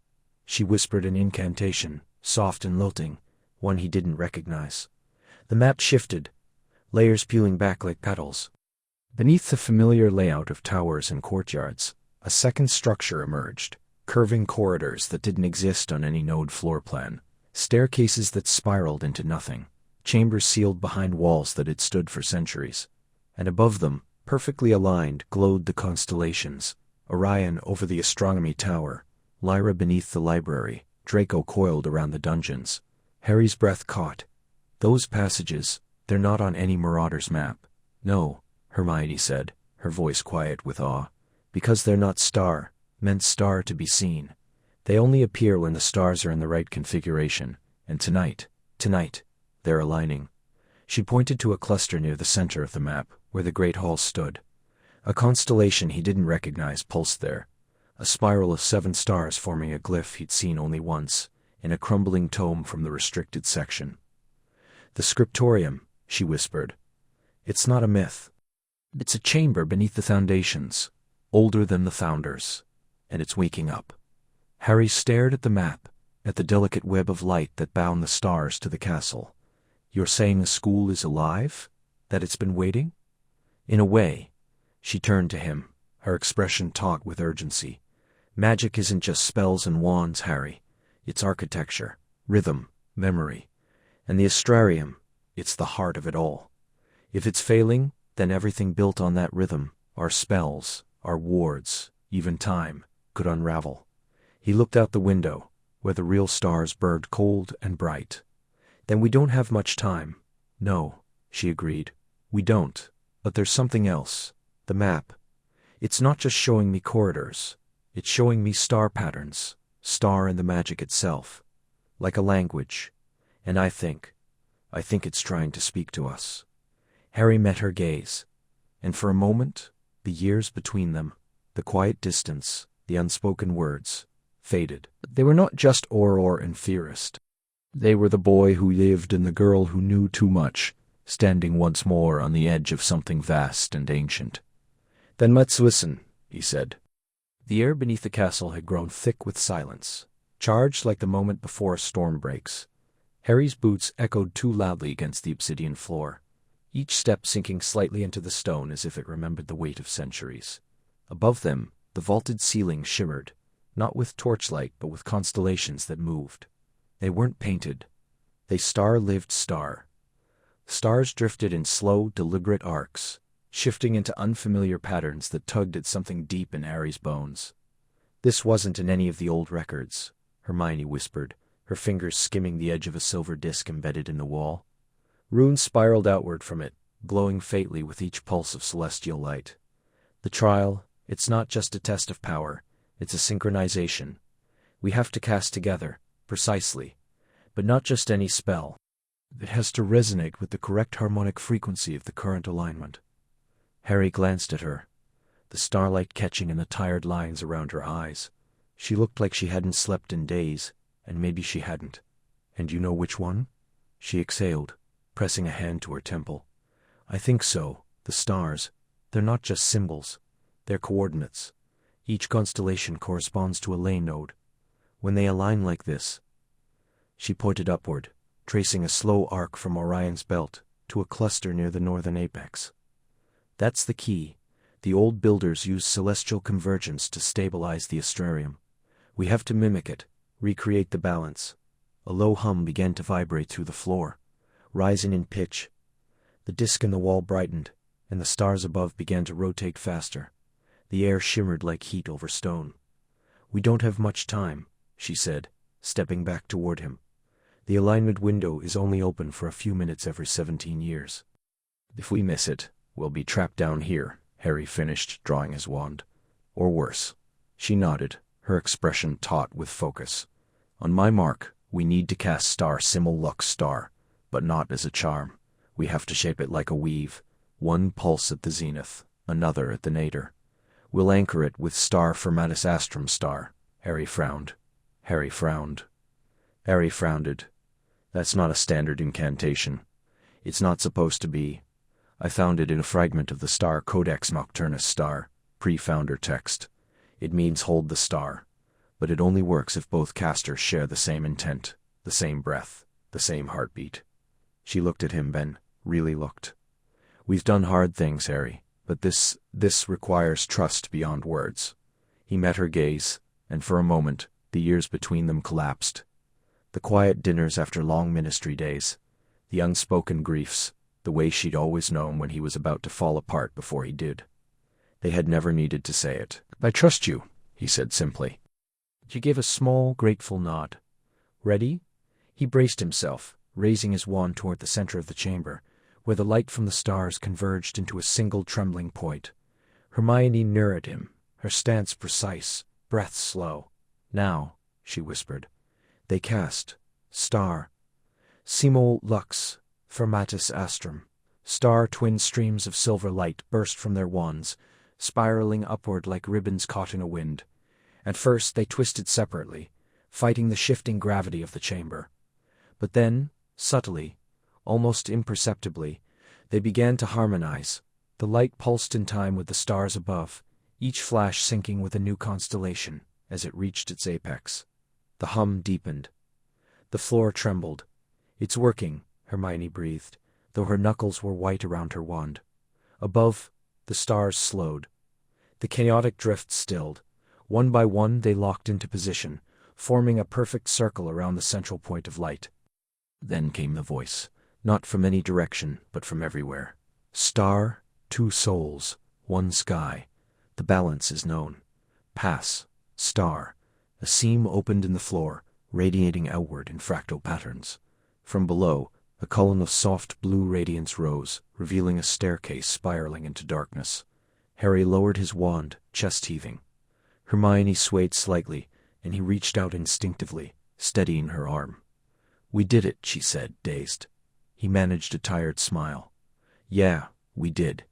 But as they stepped toward the descent, the stars above flickered once, then shifted again, as if the sky itself was watching and waiting. The air changed the moment they stepped through the archway. It wasn't just colder, though a deep, bone-set chill radiated from the stone beneath their boots. It was star thinner star, as if they'd crossed into a place where breath had less substance, where every inhale pulled at something older than lungs. Harry stopped short, hand instinctively reaching for his wand. The corridor behind them sealed shut with a soft, resonant click, like a lock tumbling into place across centuries. Before them stretched a vast circular chamber, its dome lost in shadow far above. No torches burned, no runes flared. Yet the room star glowed star, a rippling silver-blue luminescence that flowed in slow rivers across the floor, up the walls, and spiraled along veins in the ancient stone-like liquid starlight. It pulsed. Once, twice, a slow, deliberate rhythm, like the beat of some colossal heart buried deep in the earth. Harry, Hermione whispered, her voice barely audible above the faint hum that now vibrated in her teeth. He didn't answer. He couldn't. The sight stole the words from him. At the center of the chamber stood the Astrarium. Not a machine, not a device, but a star-presence star. It rose like a tree forged from moonlight and obsidian, its branches arching upward and outward, each tip cradling a sphere of swirling, miniature constellations. The spheres rotated slowly, independently, yet in some unseen harmony. A fine mist curled from their surfaces, drifting downward like celestial rain, merging with the glowing streams on the floor before vanishing into the stone. It's not just regulating the ley lines. Hermione breathed, stepping forward, her fingers outstretched, but not quite touching the nearest flow. It's star-connected star to them. It's alive. Harry frowned. Alive? She turned to him, eyes wide, reflecting the cold radiance of the room. Not like a person, not like a creature, but it has a pulse, a consciousness. She pointed to the base of the central structure, where a lattice of interwoven silver lines pulsed in sequence. That's not random, it's a pattern. A star-language star. I've seen fragments of it in the oldest star charts, predating even the Ptolemaic circles. This is how it speaks, to the stars, to the earth. A low thrum resonated through the chamber, deeper this time, almost mournful. One of the spheres, Orion, Harry thought, flickered, its stars dimming for a heartbeat before flaring back. It's failing, he said quietly. Hermione nodded, her face drawn. The constellation shifted weeks ago, the prophecy mentioned, adrift in the silver tide. I thought it was metaphor, but it's literal. The celestial alignment that powers the Astrarium. It's decaying. And without the correct alignment, the Astrarium can't stabilize the magic it's meant to regulate. So what happens when it stops? She hesitated. I don't know. But I've seen what happens when ley lines destabilize. Remember the Cyprus incident? The one with the inverted wards? He remembered. A village swallowed by a sinkhole of raw magic. Trees turned inside out. Time stuttered in 3-second loops. You're saying that could happen everywhere? Not just that, she said, voice tight. On a global scale, magic could unravel. Not all at once, but in waves. Spells failing, portkeys misfiring, apparition, tearing people apart mid-jump, and time, Harry, time itself could fray, past and future bleeding together. We might not even notice at first. Just déjà vu, dreams that feel too real. Then people start vanishing, he finished. Another pulse. Stronger, the light dimmed, then flared violently. A crack split the air, not sound, but sensation, a jagged line of dissonance that made Harry's teeth ache and his scar tingle, faintly, like a memory of fire. Hermione staggered. He caught her arm. I'm all right, she said, but her breath was shallow. It felt me. The Astrarium, its star felt starless. He looked at the towering structure, its spheres now trembling slightly, their light flickering like candle flames in a draught. The streams on the floor churned, forming shapes, brief, ghostly images. A castle, a battlefield, a woman with long silver hair reaching out, gone in an instant. We're not just investigators anymore, Harry said, his voice low. We're standing inside something that remembers the world, and it's dying. Hermione looked up at him, her face pale in the shifting light. Then we don't have much time to save it. The air in the Auror office was thick with the scent of burnt parchment and old coffee when the pulse hit. Harry's quill snapped mid-report, ink splattering across the summary of a rogue vanishing cabinet in Hogsmeade. He froze, breath-catching as a ripple of magic, deep, resonant, ancient, slid through his bones like a tide beneath the earth. It wasn't painful, but it left a hollow echo in his chest, the way a bell's note lingers after the strike. Around him, Aurors staggered. Kingsley dropped his teacup. Even the enchanted ceiling of the ministry atrium flickered, stars in the painted cosmos shuddering out of alignment. Then silence. Harry stood, hand instinctively on his wand. His scar, long quiet, throbbed once, a dull, insistent pressure, like a memory waking. At the same moment, deep in the Department of Mysteries, Hermione Granger felt it like a cord plucked in the marrow of her spine. She was bent over a star chart, tracing a deviation in the celestial alignment above Stonehenge, when the room trembled. The silver threads of her experimental etheric web shimmered, then flared gold. Glass vials on the shelves chimed in harmonic succession, as if tuned to a single invisible note. She looked up, heart pounding. That wasn't accidental magic. No, it was too precise, too vast. It had the signature of something structured, something star-built star. Her mind raced. Her constellations had been shifting for weeks, subtle at first, then undeniable. Stars that hadn't moved in millennia now crept westwards. Magical creatures were behaving strangely. House elves spoke of dreams filled with falling stars. And now this wave, this star-pulse star, rolling across Britain like a breath from the earth itself. She grabbed her cloak and ran. They met at the edge of the forbidden forest just before dawn, the castle rising behind them, its towers pale in the mist. Harry had apparated straight from the ministry, still in his Auror robes, face grim. "You felt it too," he said, not a question. Hermione nodded, pulling her scarf tighter. "It originated beneath Hogwarts. I've been cross-referencing ley line fluctuations with old ward patterns. There's a convergence point under the castle. Something's been buried there, something alive." Harry stared at the dark silhouette of the school. So much had changed since they'd left. The scars of war had healed, but the weight of memory never lifted. He walked these halls as a boy, changing Voldemort, then as a man training new horrors. But this was different, older. "Do you think it's dangerous?" he asked quietly. Hermione hesitated. "I don't know," but the pulse followed a precise mathematical waveform. 14 harmonics, decaying in Fibonacci sequence. No natural phenomenon does that. Someone or something, star intended star this. A cold wind stirred the trees. Somewhere in the forest, a centaur whinnied, and Harry thought he heard the word star Ophiuchus star, carried on the breeze. Then, faintly from below, deep under stone and roots and centuries of silence, came a second pulse. Softer this time, slower, like a heart waking. Hermione reached for his hand without thinking. Her fingers were cold, but her grip was sure. "We have to go down there," she said. Harry looked at her, really looked. The girl who'd once carried all the answers in her book bag was now a woman who dared to question the foundations of magic itself. And for the first time in years, he felt it again.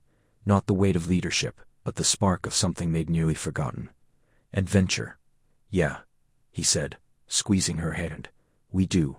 And together they stepped toward the castle, the ground humming faintly beneath their feet.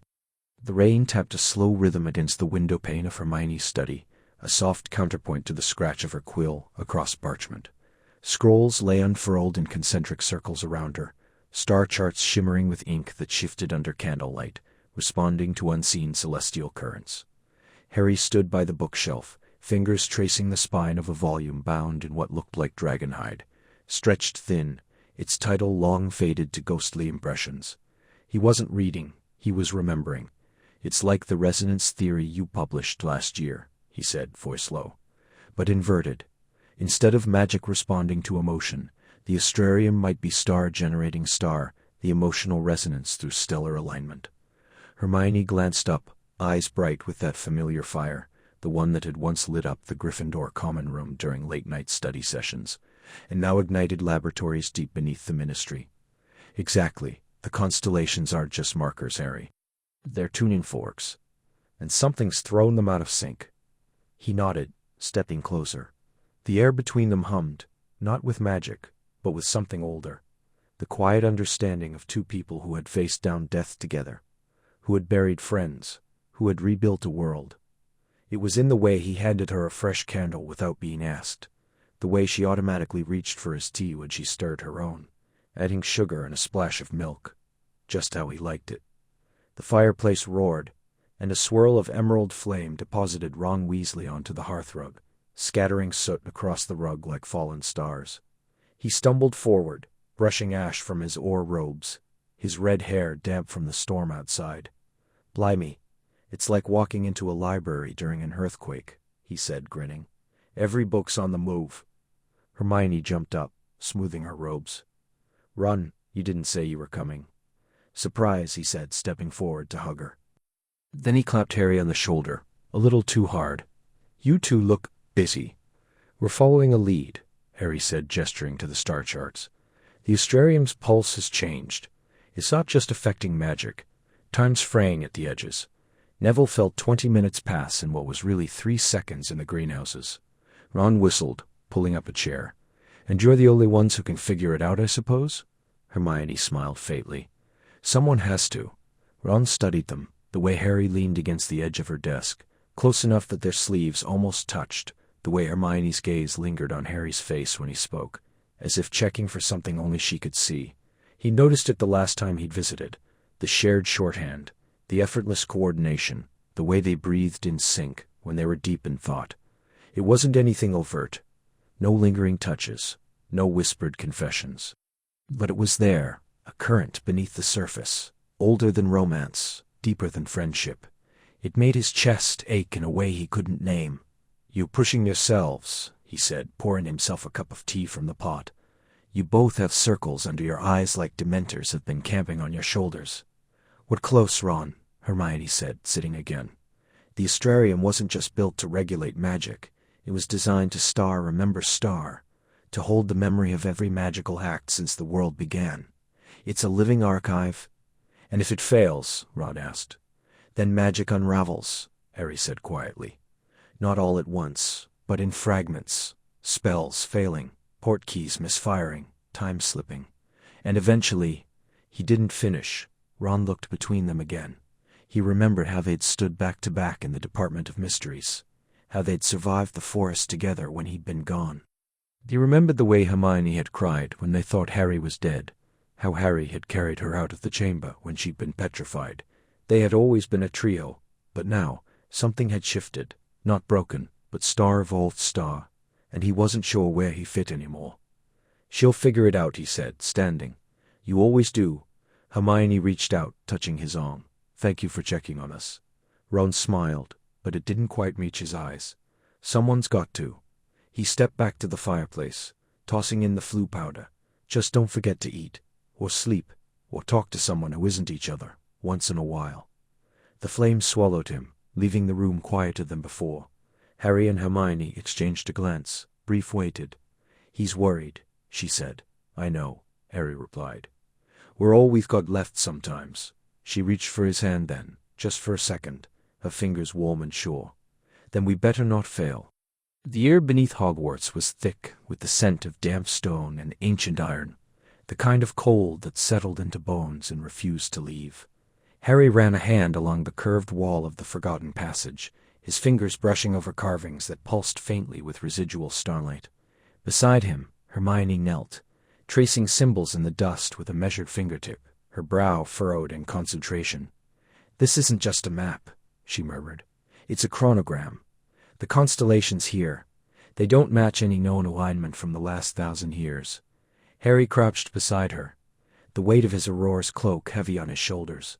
"So it's older, much older," she said, voice low.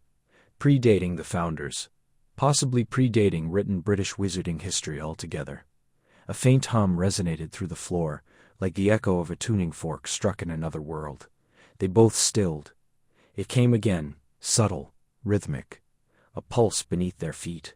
The Astrarium, they were close. "We should send word to the Ministry," Harry said, though the words felt hollow. "Let them know we found the access chamber." Hermione hesitated, then shook her head.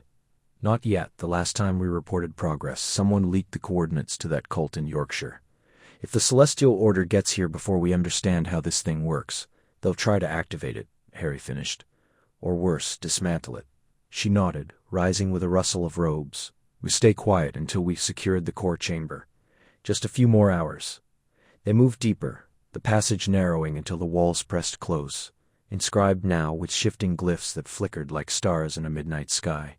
The air tasted metallic, charged, as if a storm were gathering inside the stone.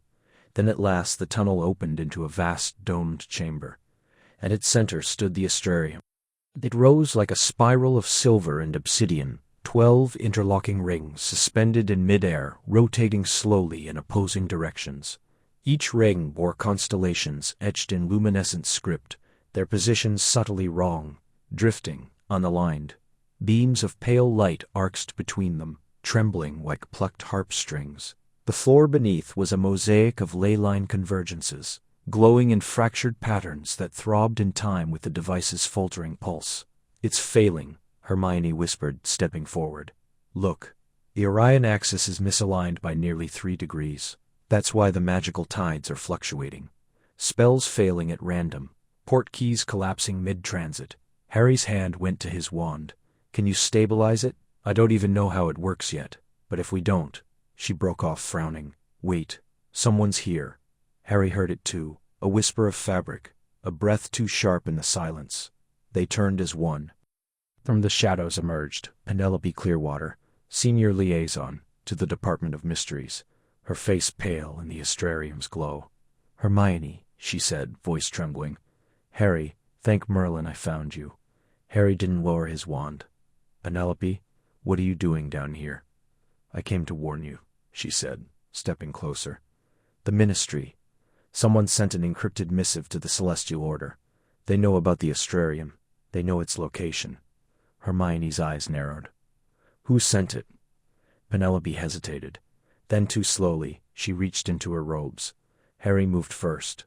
He lunged, knocking her arm aside as a flash of green light seared the air, where Hermione had stood a heartbeat before. Penelope twisted, her expression shifting from fear to cold resolve. "You should have reported in," she said, voice flat. "This isn't yours to control." Hermione was already chanting, the shield flaring between them as another curse ricocheted off the chamber walls. Harry fired a binding hex, but Penelope deflected it with a flick of her wand, retreating toward the tunnel. "They'll come at dawn," she called back, her voice echoing. "And when the Astrarium falls into their hands, magic itself will be reborn." Then she was gone, the darkness swallowing her footsteps. Harry turned to Hermione, breath ragged. "I don't understand. Why her?" Hermione stared at the spot where Penelope had stood, her face pale. "Because she believed the lie, that magic needs to be remade, that we're standing in the way of evolution." The Astrarium pulsed, a low groan resonating through the chamber, as if in answer. And far above, the stars began to blink out, one by one. Rain lashed the towers of Hogwarts in silver sheets, turning the lake into a churning mirror of storm-lit sky. Harry stood at the edge of the astronomy tower balcony, cloaked damp and heavy, his fingers curled around the ancient stone balustrade. Below, the ground shimmered with protective wards, faint blue ripples in the downpour, like breath on glass. He could feel the pulse of them, uneven now, stuttering in time with the shifting stars.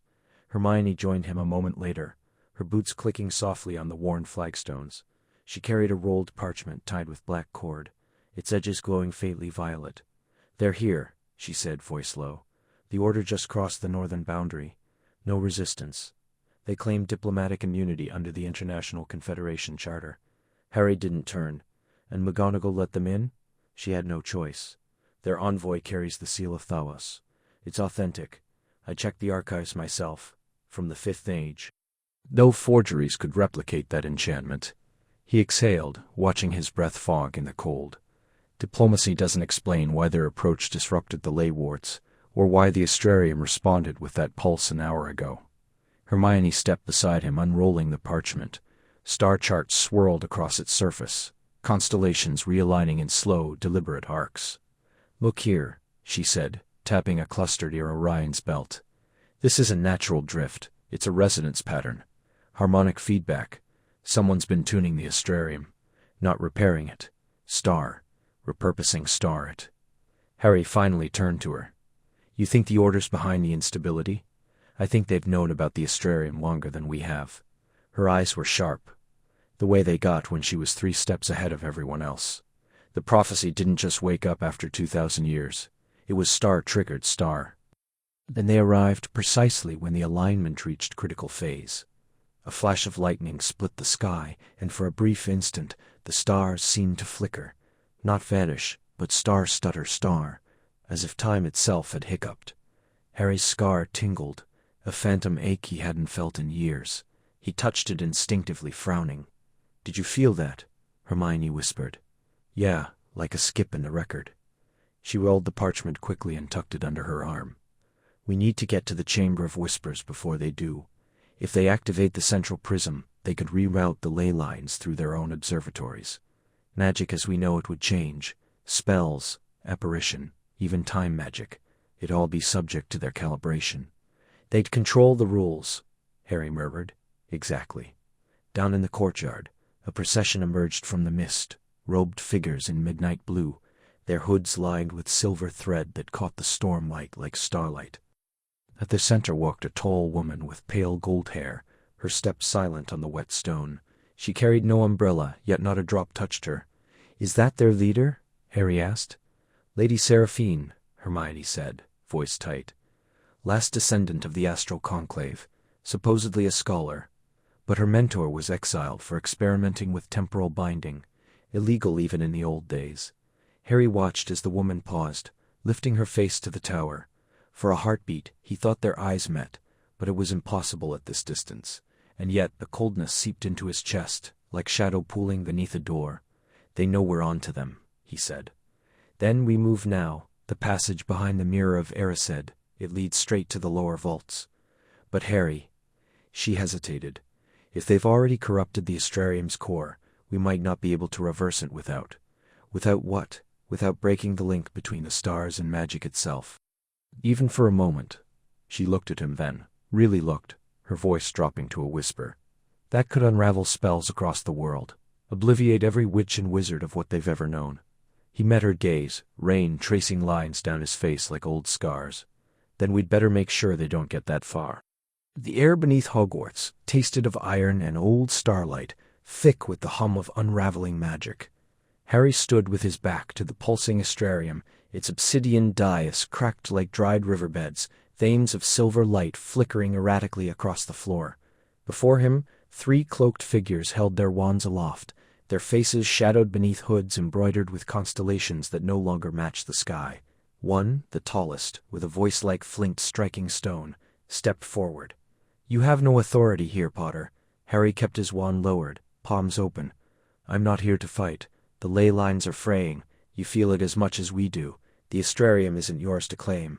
It belongs to magic itself.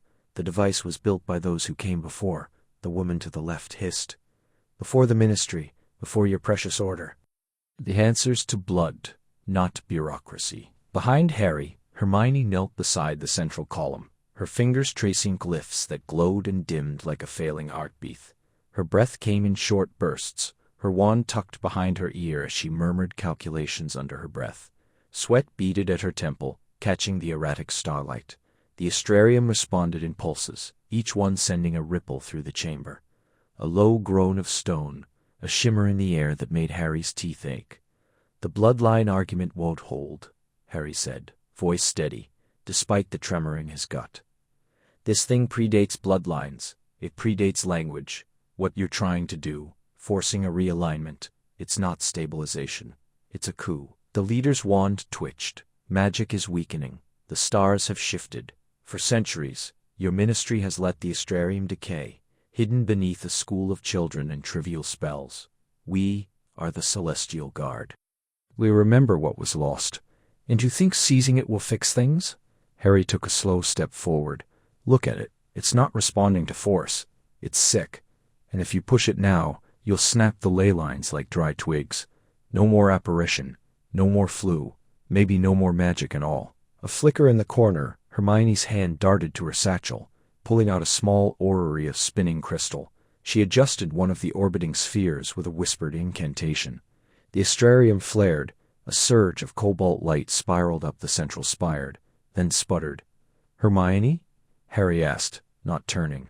Almost there," she murmured. "The resonance is off by a fraction, like a heartbeat out of rhythm. I need to sync it with the current celestial alignment, but the old codes, they're resisting." The cloaked figure to the right raised his wand higher. "She shouldn't be touching it. She's the only one who can," Harry said, voice sharpening. "You want to fix magic? Then let her. Because if she fails, it won't matter who claims this place. There won't be a place to claim." Silence. The chamber seemed to hold its breath. Dust motes hung suspended in the fractured light. Even the hum of the Astrarium stilled for a breath, then stuttered back to life. Hermione gasped. "I've got it. The 7th harmonic. It's not about control. It's about listening." She placed both hands on the column. A low chime resonated through the stone, then another, building into a cascade of tones that rose like a song from the earth itself. The silver veins in the floor brightened, flowing now, not flickering. Above, the domed ceiling, carved with ancient constellations, began to shift. Stars realigned, orbits corrected. The cloaked figures lowered their wands slowly. The leader stared at the ceiling, then at Hermione, her hood slipping back to reveal eyes wide with something like awe or fear. "She's not commanding it," the woman whispered. "She's conversing with it," Harry exhaled, shoulders sagging just slightly. She always was better with languages than wands. Hermione didn't look up. Her fingers trembled against the stone, but her voice was firm. "It's not over. The Astrarium is stable, for now. But the shift in the constellations, it wasn't natural. Something out there caused this, and if it happens again—" Harry turned to face her, then glanced back at the silent figures. "Then we'll be ready." The stars above them burned clearer now, not as conquerors but as witnesses. The air beneath Hogwarts was never still. Even now, 2 decades after the dust of war had settled, the stone corridors beneath the castle breathed, slow, ancient, like the pulse of some slumbering beast. Harry ran a hand along the curved wall, fingers brushing over carvings that predated the founders, symbols that didn't belong to any known magical language.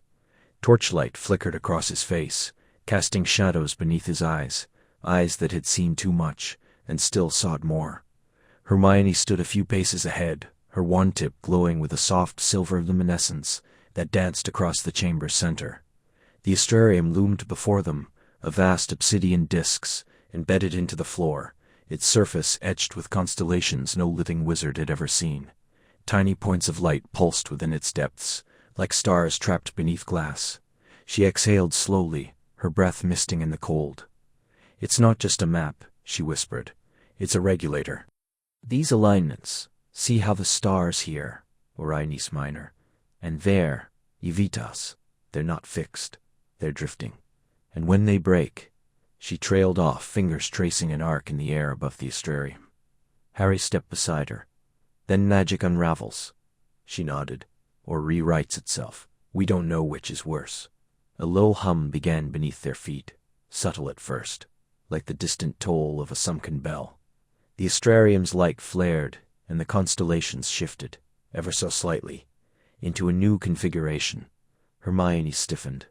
"Something's responding," she said. "The device, it's waking." Before Harry could answer, the chamber filled with a pale opalescent glow. The air shimmered, and suddenly the walls were no longer stone. They were sky. They stood on a high plateau beneath the night, so vast it seemed to swallow the world.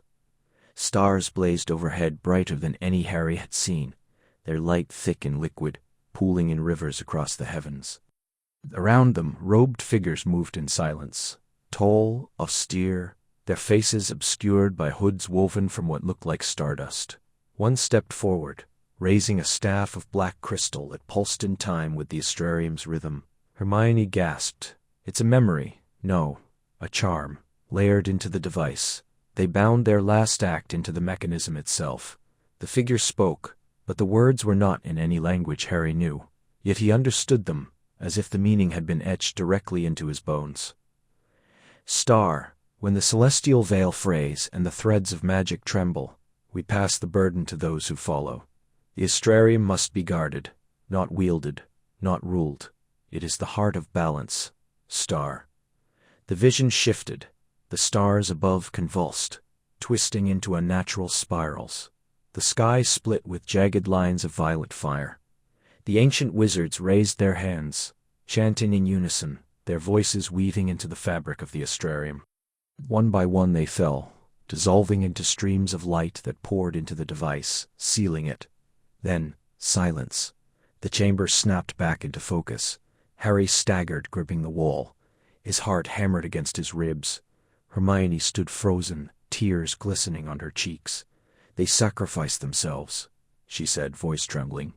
"Not to build it, to contain it. The Astrarium isn't just a regulator, it's a prison. And those stars, those weren't just markers, they were warnings." Harry looked down at the obsidian disc. One of the constellations, Evitas, had dimmed. A single point of light flickered, like a failing star. They knew someone would come, he said. They left this for us. Hermione wiped her face, jaw tightening with resolve. Then we don't have a choice. We have to finish what they started. But as she stepped closer to the Astrarium, a whisper curled through the air, so faint, so old, it might have been the wind, or memory. Star, beware the ones who seek the stars, not to heal, but to rule. The air beneath the castle tasted old, dust and stone steeped in centuries of silence, but beneath it a hum, like the echo of a song just beyond hearing.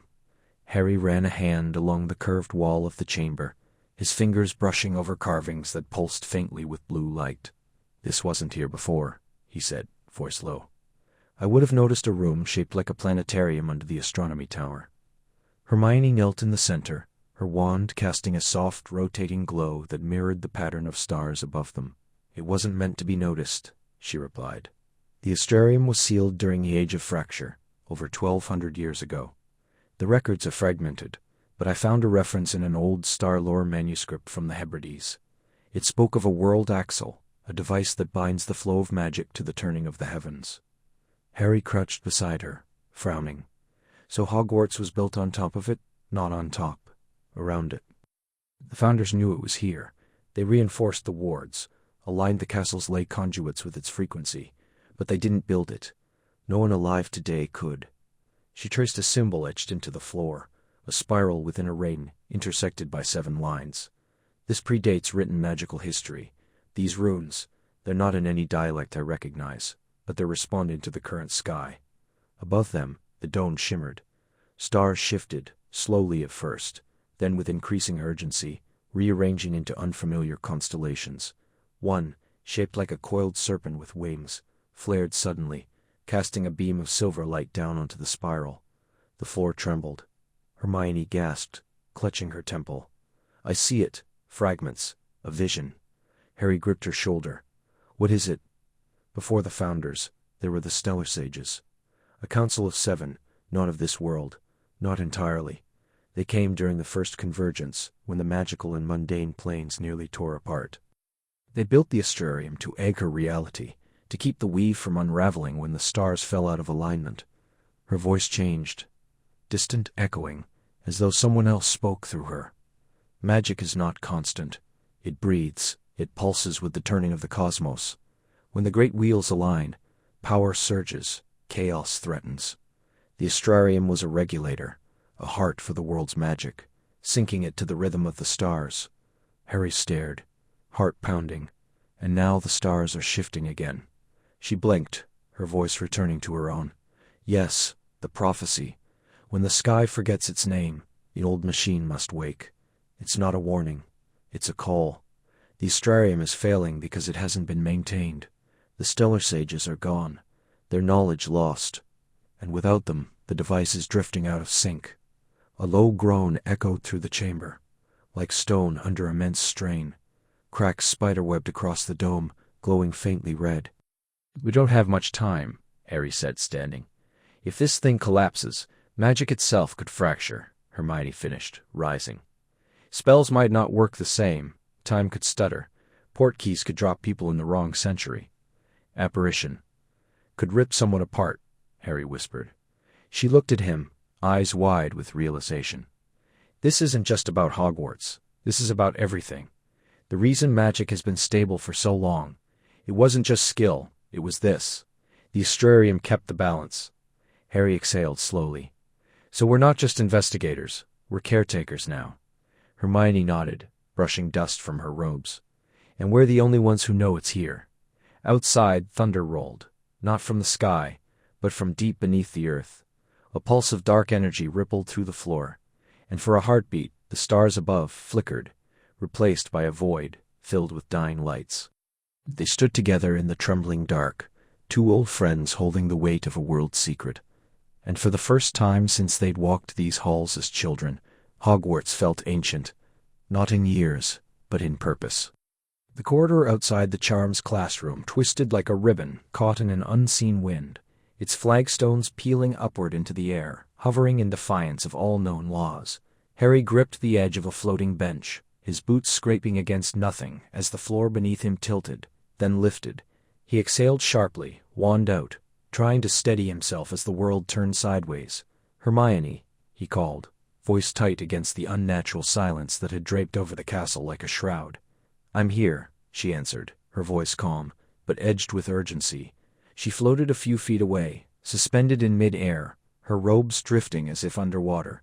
Her wand was raised, tracing invisible patterns in the air. The Astrarium's pulse, it's accelerating. The ley lines are surging, but they're not sinking. It's like the magic doesn't know where to go. Harry pushed off the bench, drifting toward her with cautious flicks of his wand. "So what do we do? We can't just float around, waiting for the castle to fall apart." She turned her head, her eyes catching the faint, star-speckled glow that now shimmered along the walls.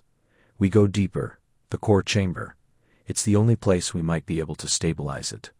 "But Harry," she hesitated, "if we're wrong, if we trigger a full rupture, then magic unravels," he finished, voice low. He met her gaze and saw the same fear he felt.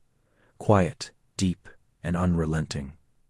Not fear of death, but of consequence, of failure, of watching the world they'd fought so hard to rebuild dissolve into chaos.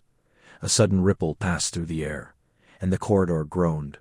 The floating stones began to spin, slowly at first, then faster, forming a vortex of masonry and mortar. From the center, a cascade of silver light poured forth, coalescing into the shape of a stag. His Beatrice, but not his. It shimmered, translucent, its antlers branching like constellations. "That's not possible," Hermione whispered. "The Jonases don't manifest without a caster, unless the magic remembers," Harry said, stepping forward. The spectral stag turned its head toward him, then bowed, as if in reverence, before dissolving into a stream of light that arrowed down the shifting hall. "It's guiding us," Hermione realized. "The Astrarium, it's sentient, or at least it's imprinted with intent. It's trying to show us the way." They moved, or rather, allowed themselves to be carried, through the spiraling passage, the gravity continuing to shift unpredictably. At one point, they walked along what had been the ceiling, their feet sticking to the stone as if magnetized. Paintings screamed as their frames tilted, their occupants tumbling into neighboring portraits, demanding to know who was responsible. "We're close," Hermione murmured, checking the small brass compass she'd enchanted to track the leyline fluctuations. Its needles spun wildly, and snapped toward a section of wall that now pulsed with a slow, rhythmic light. There, the hidden arch. It's never been on any map. Harry pressed his palm against the stone. It gave way like water, rippling beneath his touch. "After you," he said. She stepped through, and he followed, the air sealing behind them like a breath held too long. They stood in a cavern vast and ancient, its ceiling lost in darkness. Below, a great obsidian disk lay embedded in the floor, etched with spirals, runes, and constellations that shifted with a life of their own. This was the Astrarium, and it was breaking. Cracks spiderwebbed across its surface, each one leaking streams of starlight that curled like smoke into the air. The hum in the chamber was no longer steady. It stuttered, skipped, then surged with a dying heartbeat. Hermione dropped to her knees beside it, tracing the fractures with trembling fingers. "It's not just failing, Harry. It's being pulled apart. Something, or someone, is interfering with its resonance." He crouched beside her, scanning the shadows. "We're not alone." A voice, smooth and cold, echoed from the darkness. "No, you're not, and it's about time you arrived." They turned. Draco Malfoy stepped into the light, his wand raised, his face unreadable. But behind him, etched into the stone like a forgotten memory, stood 3 figures cloaked in star-stitched robes, the keepers of the first dawn. "We tried to save it without you," Malfoy said, "but the Ministry wouldn't listen, not to me, not even to her." He nodded at Hermione. "Now, the only question is, do you want to fix it or control it?" The air beneath the castle had grown thin and sharp, laced with something older than stone, older than memory. Harry pulled his cloak tighter, breath misting in the faint silver glow that seeped from the cracks in the chamber wall. Before them the Astrarium hummed, a vast circular mechanism of interlocking rings suspended in mid-air, etched with constellations that did not match any sky Harry had ever seen. They pulsed softly, like the slow heartbeat of the earth itself. Hermione stood at its edge, fingers hovering just above the surface of one rotating band. Her wand was clutched in her other hand, tip alight with a spell so quiet it barely whispered through the silence. "It's not just regulating ley lines," she murmured. "It's listening to them, harmonizing them, like a tuning fork for magic." Harry frowned. "And if it fails? Then the dissonance could unravel spellwork at its root. Not just here, everywhere. But that's not the worst of it." She turned to him, eyes wide in the dim light. "Harry, the resonance pattern, it matches the veil." He froze. "The veil in the Department of Mysteries." She nodded. "The one that Sirius." Her voice caught, but she pressed on. "I've studied the traces left by it. Faint echoes like ripples. I never understood where they originated, but now I do. The Astrarium isn't just tied to the ley lines. It's anchored to the veil itself. They're part of the same system, a lattice of ancient magic that holds the boundary between life and death, time and space." A cold weight settled in his chest. So if the Astrarium collapses, the veil could unravel. She exhaled, trembling, and everything on the other side, every voice, every soul caught in that whispering dark, might spill through. They stood in silence, the weight of it pressing down like stone. The air shimmered faintly, as though the world itself were holding its breath. Above them, the distant echo of thunder rolled, not from the sky, but from deep within the earth. Harry stepped closer to the device, eyeing a fracture in one of the outer rings. "Can we fix it?" Hermione moved to his side, tracing the break with her eyes. "I don't even know how it works. The magic here predates written language. This isn't spellcraft. It's something closer to creation. But—" She hesitated. "There's a sequence, a pattern in the stars. I think it's a key. If we can align the rings to the constellations as they were at the moment of the Founder's arrival, the moment magic stabilized in this place, we might be able to reboot the system.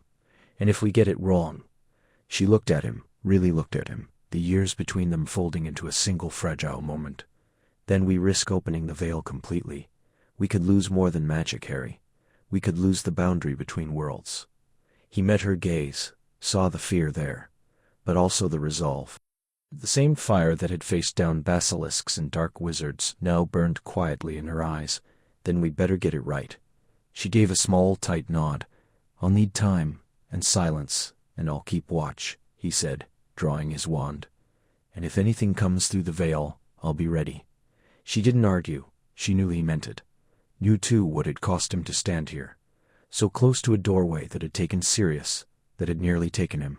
As Hermione turned back to the Astrarium, whispering incantations in a language that felt older than time, Harry stepped toward the chamber's archway.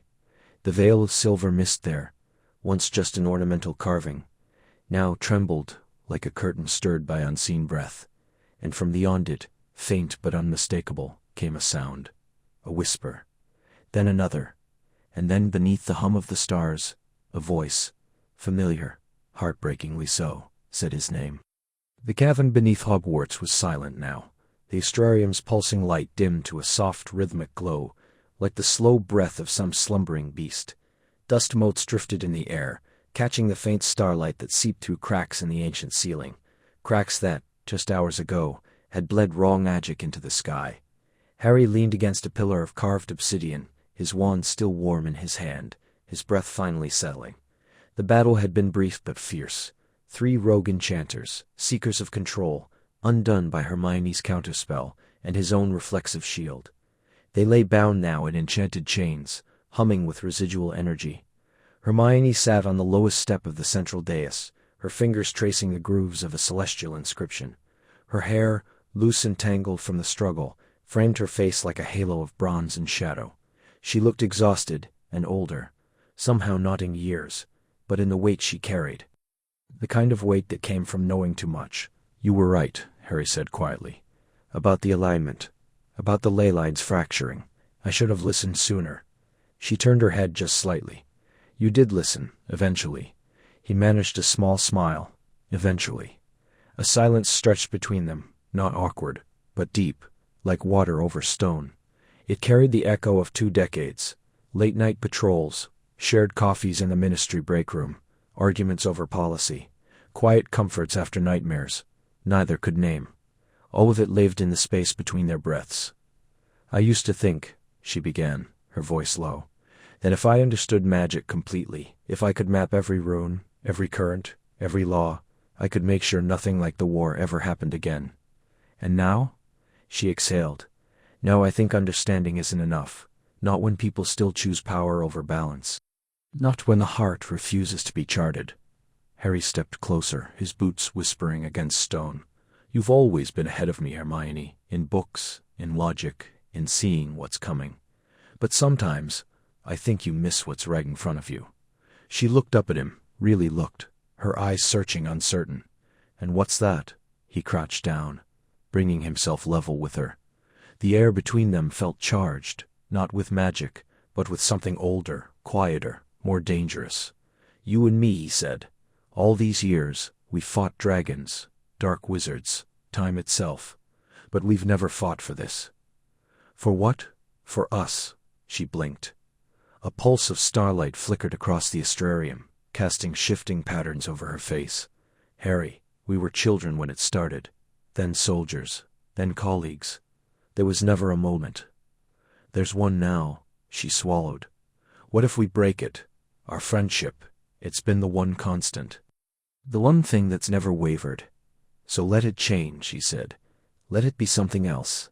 Something more. I've spent half my life running from what I feel. Duty, guilt, fear. But I'm not that boy anymore. And you're not just my best friend's wife, or the cleverest witch I know. You're Hermione.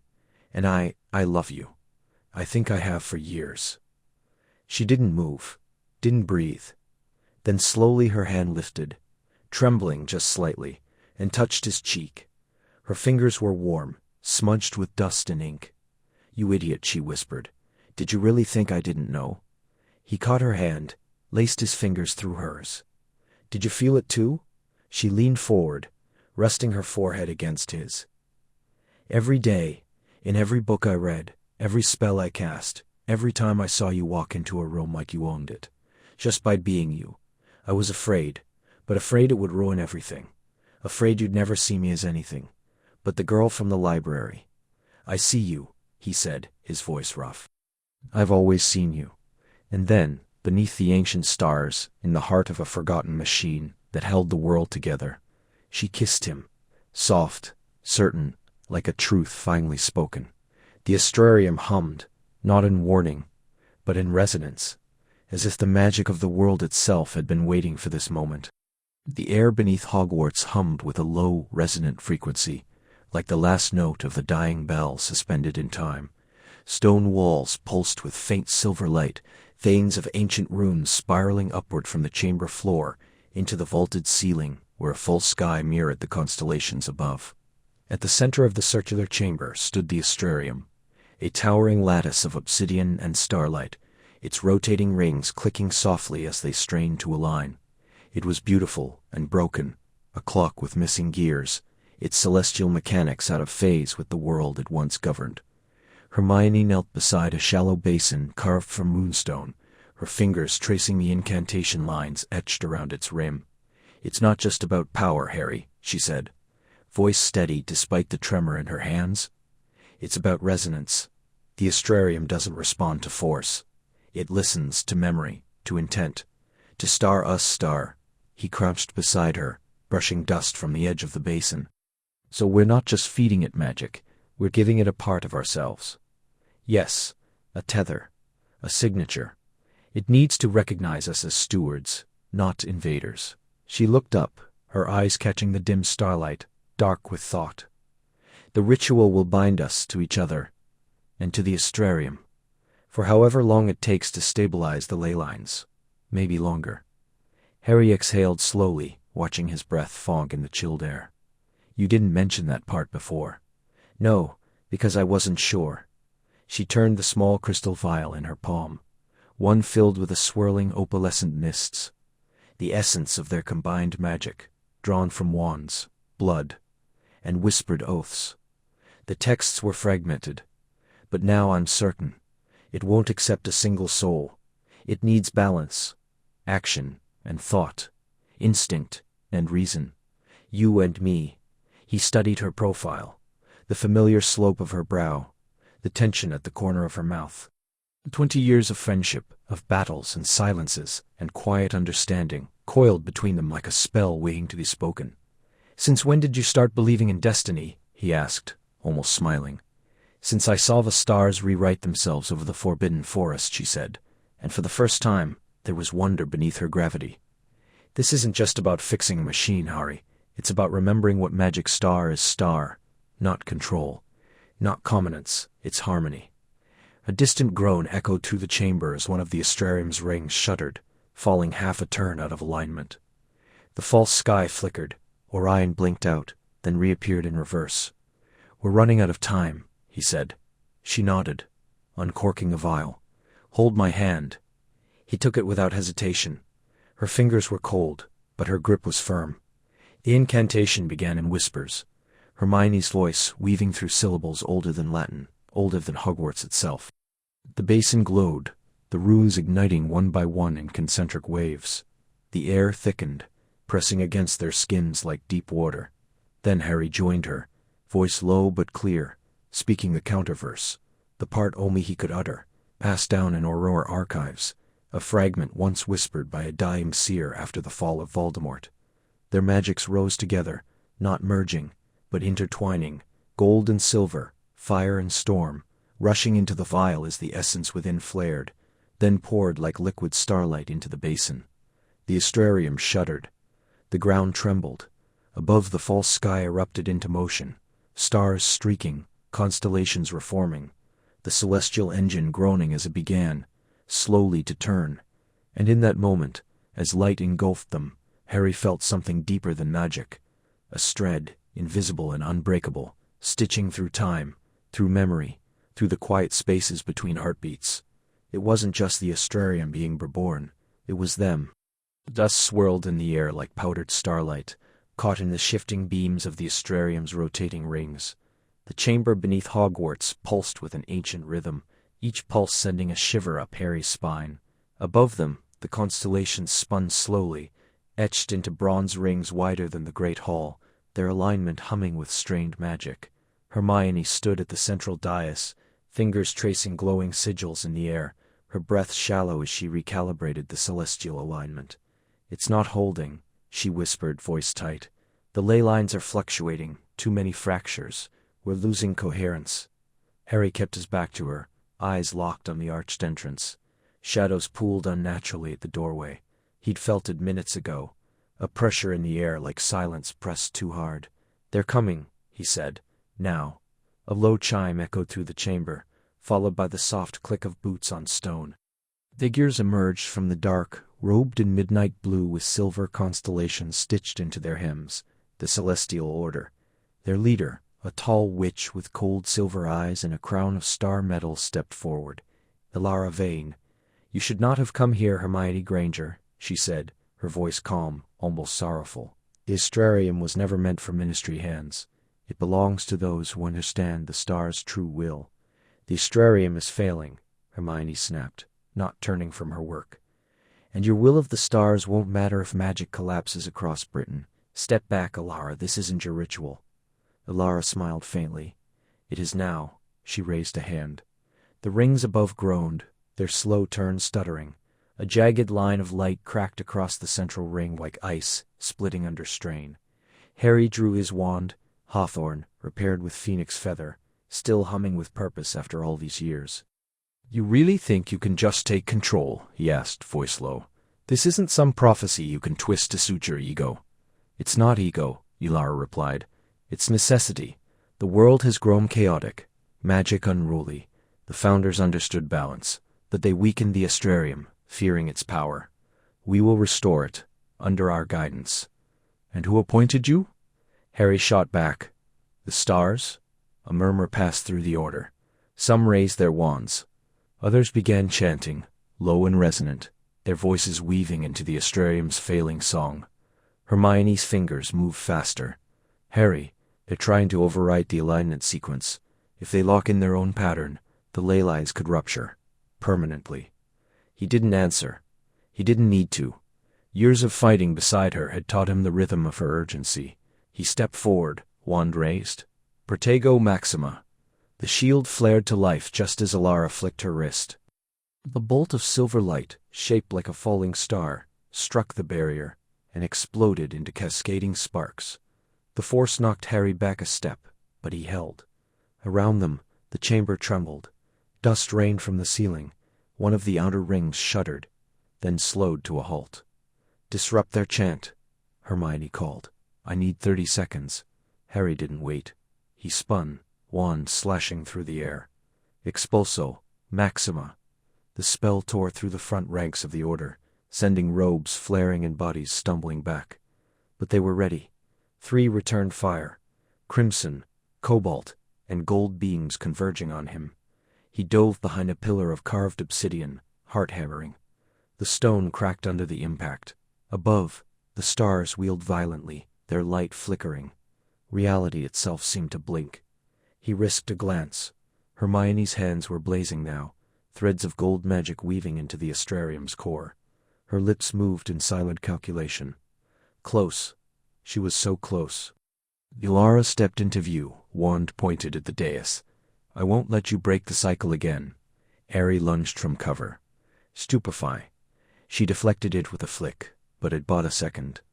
Then another. He pressed forward, spells flying, incapacitating, shielding, disarming. He wasn't fighting to kill. He was fighting for time. And then, silence. The chanting stopped. The rings stilled. Hermione stood, arms outstretched, her voice rising in a language older than Latin. The Astrarium responded. Light surged from the dais, racing up the rings like liquid fire. The constellations realigned, snapping into place with a sound like 1,000 stars sighing in relief.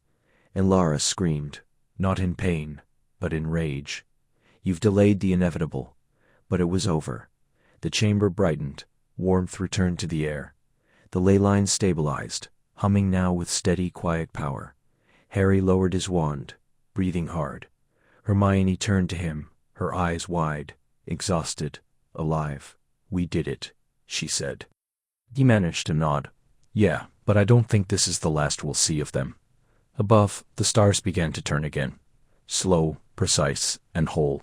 The air inside the chamber tasted of ozone and old stone, thick with the scent of sparking runes, and the low hum of unraveling magic. Harry stood with his back to the central dais, wand raised, sweat stinging his eyes as he deflected another cursed bolt, a jagged arc of violet fire that shattered against the ancient wall behind him, sending cracks spidering through carvings older than Hogwarts itself. His breath came in short, sharp gasps. They were running out of time. "Almost there," Hermione called from the dais, her voice steady despite the tremor in her hands. Her fingers traced the final glyphs on the Astrarium's obsidian surface, her lips moving silently as she wove the last syllables of the incantation. The device beneath her glowed faintly, a network of silver lines pulsing like veins beneath dark glass, responding to her touch. Above them, the vaulted ceiling, carved to mimic the night sky, flickered.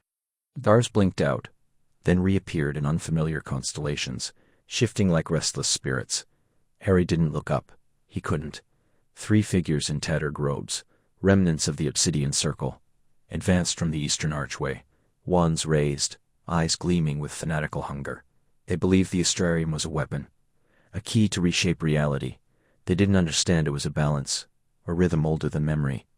"Expelliarmus," he shouted, followed by a nonverbal shield charm, as a curse lashed out, tearing a gash in the air. One of the attackers flew back, crashing into a column. The other 2 split, circling. Harry pivoted, muscles screaming. He'd fought dark wizards, Death Eaters, even Dementors, but this was different. These weren't driven by hatred. They were desperate, and desperation made them unpredictable. "Hermione," he said, voice low, urgent. "Just give me 7 seconds." She whispered, more to herself than to him. The wand hovered over the central node, a crystal shaped like a twisted star. 7 seconds. The floor trembled. A low groan rose from the earth, as if the castle itself were waking. Dust sifted from the ceiling. One of the remaining attackers lunged, but Harry was ready. A slashing motion sent a blade of wind slicing through the air, knocking the man sideways. He didn't stay down, None of them ever did. Then, above, the stars moved. Not flickered, not shifted. Moved with purpose. The constellations above rearranged themselves into a pattern Hermione had only seen in fragmented scrolls. The celestial weave, the alignment that preceded the Astrarium's activation. A soft chime echoed through the chamber, resonant and pure, like a bell struck beneath the sea. "Now," Hermione cried. She pressed the crystal down. Light erupted, not blinding, but deep like sunlight through stained glass. The silver lines beneath her flared, racing outward in concentric rings, vanishing into the walls, the floor, the very roots of the castle. The air shimmered. Time seemed to stutter. For a heartbeat, Harry felt as if he were standing in two places at once, here, in the chamber, and somewhere vast and starlit, beneath a sky that breathed. The attackers froze. One dropped to his knees, weeping. The others simply stared, their fury dissolving into awe. "It's working," Hermione breathed, still on her knees beside the dais. Her hands trembled, but her voice held steady. "The ley lines, they're sinking. The resonance is stabilizing." Harry lowered his wand, chest-heaving. He stepped toward her, glancing at the ceiling. The stars above no longer flickered. They burned, clear and true, aligned as they hadn't been in centuries. The hum in the air softened, settling into a gentle thrum, the sound of magic finding its rhythm again. He reached for her hand. She took it without looking, her eyes still on the Astrarium. "We did it," he said, though the words felt too small. She shook her head slightly. "We started it. The real work begins now." Outside, far above, a single star pulsed, brighter than the rest, as if in answer. The air in the Chamber of Secrets thickened, not with the old venom of the basilisk, but with something deeper, older, like the breath of the earth held too long. Harry's wand hand trembled, not from fear, but from the unnatural stillness that had crept into his bones. He turned to Hermione, her face caught in a sliver of starlight, filtering through a fissure in the stone above. Her lips had been forming words, some incantation, some theory, but now they were frozen mid-syllable. Dust motes hummed suspended in the air, glittering like trapped constellations. Even the distant drip of water from cracked pipes had ceased. Time had stopped. Harry tried to speak, but his voice caught, not in his throat, but in the world itself. There was no echo, no resonance, only silence so complete, it pressed against his eardrums like a physical weight. He blinked, and in that blink something vast and ancient unfolded behind his eyes. He saw a tower of white stone, rising from a sea of mist, crowned with a rotating lattice of silver and starlight. Children with wands of carved bone walked its halls, chanting in a language that bent the sky. Then, fire. A war fought not with spells, but with the unraveling of time. He saw Hermione standing at the edge of a shattered world, her hands outstretched, her hair streaked with silver, whispering equations that stitched reality back together. He saw himself, not as he was now, but older, wearier, standing alone on a hill beneath a sky, with no stars, holding a broken wand. And then, another vision. Hermione, laughing in a sunlit garden, a child with wild curls and bright eyes tugging at her robes. A house behind them, small, warm, smoke curling from the chimney. A life that could have been, should have been. The images came faster. Cities of magic, rising from the ocean. Libraries carved into mountains, a world where spells were sung instead of spoken. And always, the Astrarium at the center, pulsing like a heart. But then, corruption. Men in faceless masks turning the device into a weapon. Draining magic from the land. Leaving wizards powerless. Children born without sparks. The stars blinked out, one by one. He gasped, but no breath came. Then, Hermione. Not the woman beside him, frozen in time, but a version of her from a future that had not yet happened. She stood in the ruins of the ministry, her robe singed, her eyes fierce. "You have to choose," she said, though her lips didn't move. "Not between right and wrong, between love and duty, between saving magic and saving each other." And in that moment, Harry understood what the Astrarium truly was. Not a machine, but a choice. A decision made long ago by wizards who feared chaos, who chose order over freedom, stasis over evolution. And now, it was resetting. Rewriting the rules. The visions fractured. He saw Ron, older, holding a photograph of the three of them, his face lined with grief. He saw Ginny, her wand raised in defense of a world collapsing. He saw Draco Malfoy, standing beside him in battle, their wands aligned not in rivalry, but in alliance. And then, silence again. Not empty but full, pregnant with possibility. Time snapped back. A breath, a blink. Hermione's voice cut through the chamber. And if the ley lines are tied to celestial alignment, then the Astrarium isn't just regulating magic. It's star-predicting star. She stopped, her eyes wide, her hand clutching her chest. Harry. Her voice was small, uncertain. He stared at her, heart hammering. Did you see anything? She swallowed, fingers trembling, as she tucked a loose strand of hair behind her ear. I saw 1,000 lives, all ours, all possible. Her voice dropped. I saw you walking away. I saw me choosing the work over everything. Over star, you star. He didn't answer at first. The weight of what they'd glimpsed settled between them, like a door left ajar, inviting, terrifying. Outside, the distant toll of a Hogwarts bell echoed, though no hand had pulled the rope. The Astrarium had spoken, and somewhere, deep beneath the castle, gears of starlight began to turn again. The air in the chamber of resonance was thick with the scent of damp stone and ozone, the last echoes of celestial energy humming beneath their feet like a lullaby sung by the earth itself. Harry leaned against the cold arch of the Astrarium's central dais, his breath slow, the weight of his wand still heavy in his palm. It had gone dark, its once swirling constellations now frozen, the fractured beams of starlight retracting into the obsidian rings, as if pulled back by invisible hands. The silence was not empty, but full, like the breath after a storm, charged with what had been and what might have been. Hermione knelt on the Moss Street floor, fingers tracing the final glyphs etched into the Astrarium's base. Her hair, loose and wild from hours of casting and deciphering, framed her face like a halo of chestnut static. She exhaled, long and quiet.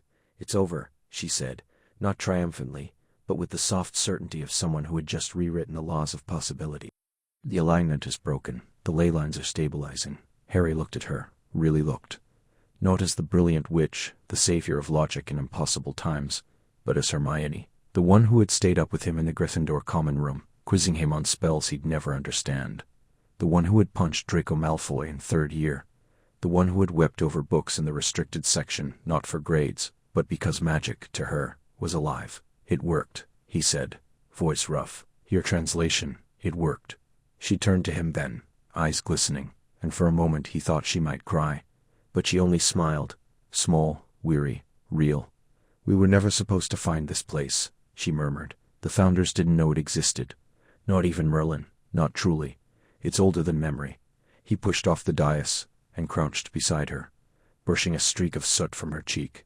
And now it's sleeping again. Yes, she whispered. As it should. It wasn't built to be controlled. Only tended, like a garden, like a heartbeat.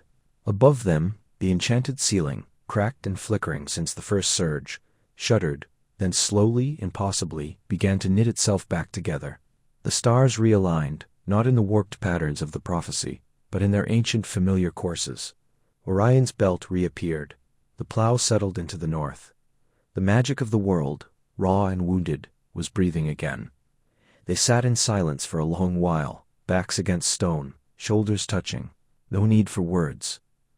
The weight between them wasn't new, had always been there, woven through years of war, survival, unspoken words, and quiet glances across kitchens and battlefields. But now, in the hush after the storm, it felt different. Not heavier, but clearer. You know, she said at last, tilting her head toward him, I used to think understanding magic would make everything make sense. But today I realized I don't want to understand it all. I just want to feel it, like this. With you. He didn't answer at once. Instead, he covered her hand with his, their fingers intertwining, warm and steady. Then maybe, he said softly, we've been looking in the wrong places all along. Above, the stars burned on, indifferent and eternal. And below, in the heart of the earth, the Astrarium slept, its secrets kept, its purpose fulfilled. For now. The night air atop the astronomy tower was sharp, with the scent of stone and distant rain, the kind of cold that seeped through cloaks and settled in the bones. Below, the black lake shimmered under a sky so thick with stars it seemed the heavens had cracked open. Harry stood with his back against the parapet, hands tucked into his pockets, eyes fixed not on the constellations, but on the faint glow of Hermione's wand as she traced invisible patterns in the air. She was murmuring something under her breath, calculations, he assumed, her breath curling in pale wisps before vanishing into the dark. "It's not just the ley lines," she said finally, lowering her wand. "It's the resonance. The Astrarium doesn't just channel magic. It's not just ley lines," she said finally, lowering her wand. "It's the resonance. The Astrarium doesn't channel magic. It's not a symptom. It's a language." "Exactly." She turned to face him, her eyes catching the starlight. "And we're the only ones who've heard it." A silence settled between them, not heavy but full, like the pause before a spell takes hold. He studied her, the faint lines at the corners of her eyes, the way her hair, still wild after all these years, escaped its loose braid in wisps that fluttered in the breeze. She looked tired, not just from the long nights in the library or the strain of unraveling ancient enchantments, but from something deeper, a way he recognized. "We used to talk like this," he said quietly. "After the war, late at night in the common room. Just us." She smiled, small and sad. "You mean when I'd lecture you about the ethical implications of memory, charms while you pretended to fall asleep? I wasn't pretending." She laughed, and the sound warmed the air between them. "You were always terrible at pretending." He pushed off the wall and stepped closer. "I miss it. Talking, not just orders and reports and ministry memos. And this star, Hermione." She looked down, fingers twisting the hem of her sleeve. "It's not that I haven't wanted to. It's just complicated. You're head of the Aurors. I'm buried in research that no one else understands. And then there's Ron, and the kids, and Finnish." She met his gaze then, and held it. "We never talked about what happened that night," he said. "Before the final battle, in the Chamber of Secrets, when you kissed me." Her breath hitched, just slightly. "I thought you'd forgotten. I couldn't forget if I tried." She turned away, arms wrapping around herself. "It was fear, grief. I thought we were going to die. Maybe," he said. "But it wasn't just that. And you know it." Another silence. The stars turned slowly above them, indifferent and eternal. A shooting star flickered across the sky, brief, brilliant, gone. "I spent years trying to understand magic," she whispered. "The laws, the patterns, the why behind the how. But I've never been able to explain. Star this star, what's between us? What's between us? It doesn't fit into any theory. It's not logical. It's real," he said. She looked at him, tears glistening but unshed. "Yes, real, and that terrifies me. Because if it's real, then everything else, my marriage, my life, is built on something that's been incomplete." He reached out, not touching her, but close enough to feel the warmth of her skin. "I don't want to hurt anyone, but I can't keep pretending I don't feel this. Not when the world might be coming apart at the seams. Not when we might be the only ones who can fix it." She stepped forward, then, closing the distance, her hand finding his. "Then we stopped pretending, and under the turning stars, with the Astrarium humming beneath their feet, and the past whispering through the stones, they stood together, two souls who had carried the world for too long, finally choosing to carry each other." The morning after their return, the ministry's grand atrium felt smaller than Harry remembered. Perhaps it was the weight of the report in his satchel, or the way the golden flames in the enchanted torches flickered just a little too steadily, as if afraid to betray any emotion. He stood near the fountain, now restored and gleaming with quiet dignity, watching the slow pulse of ministry workers weaving between marble columns.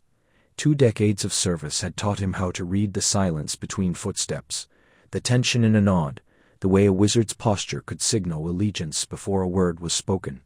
Today the air was thick with unasked questions. Hermione arrived precisely 7 minutes late, an anomaly.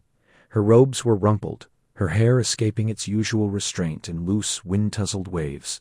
She carried a stack of parchment bound in silver thread, and her eyes held that familiar spark of revelation, dimmed only slightly by exhaustion. "You look like you wrestled a thestral and lost," Harry said, handing her a steaming cup from the new cafe near the apparition point. She exhaled, half laughing. Try deciphering star charts written in a language that doesn't exist yet. And yes, thank you. I've been up since 3. She took a slow sip, grimacing at the heat. They'll want answers today. Kingsley's already called 3 emergency briefings. Harry nodded. I gave my preliminary report. Left out most of it. Good. She studied him, her gaze sharp. They're not ready to know about the Astrarium's connection to temporal resonance. Not until we understand it ourselves. No, he agreed. And they certainly don't need to know it. Responded to star us star. A beat. Pass. They hadn't spoken about that part. Not really. How the ancient device had hummed to life, only when both their hands pressed against its obsidian surface. How the stars within it had shifted, realigning along a path that hadn't been seen in over 10,000 years. How, for a single suspended moment, they'd seen each other's star, not as they were, but as they might have been, could be, star were star, across lifetimes spun in moonlight and magic. Hermione turned her cup slowly at her hands. It wasn't just a machine, Harry. It was aware, or it remembers awareness, and it recognized something in us. A pattern, a balance, like us, he said quietly. Like star us star, she repeated, softer. They walked toward the lifts, shoulders nearly brushing. Ministry officials nodded, some with respect, others with wary curiosity. A few younger Aurors stared a little too long. Word had spread, something beneath Hogwarts, something old, something the Chosen One and the Brightest Witch had touched and returned from changed. In Kingsley's office, the air was cooler, scented faintly of sandalwood and old parchment. The minister sat behind his desk, his face unreadable. You've withheld details, he said, not unkindly. We've withheld star interpretation, star. Hermione corrected. There's a difference. What we found could redefine magical theory, or be weaponized within a week if the wrong people get hold of it.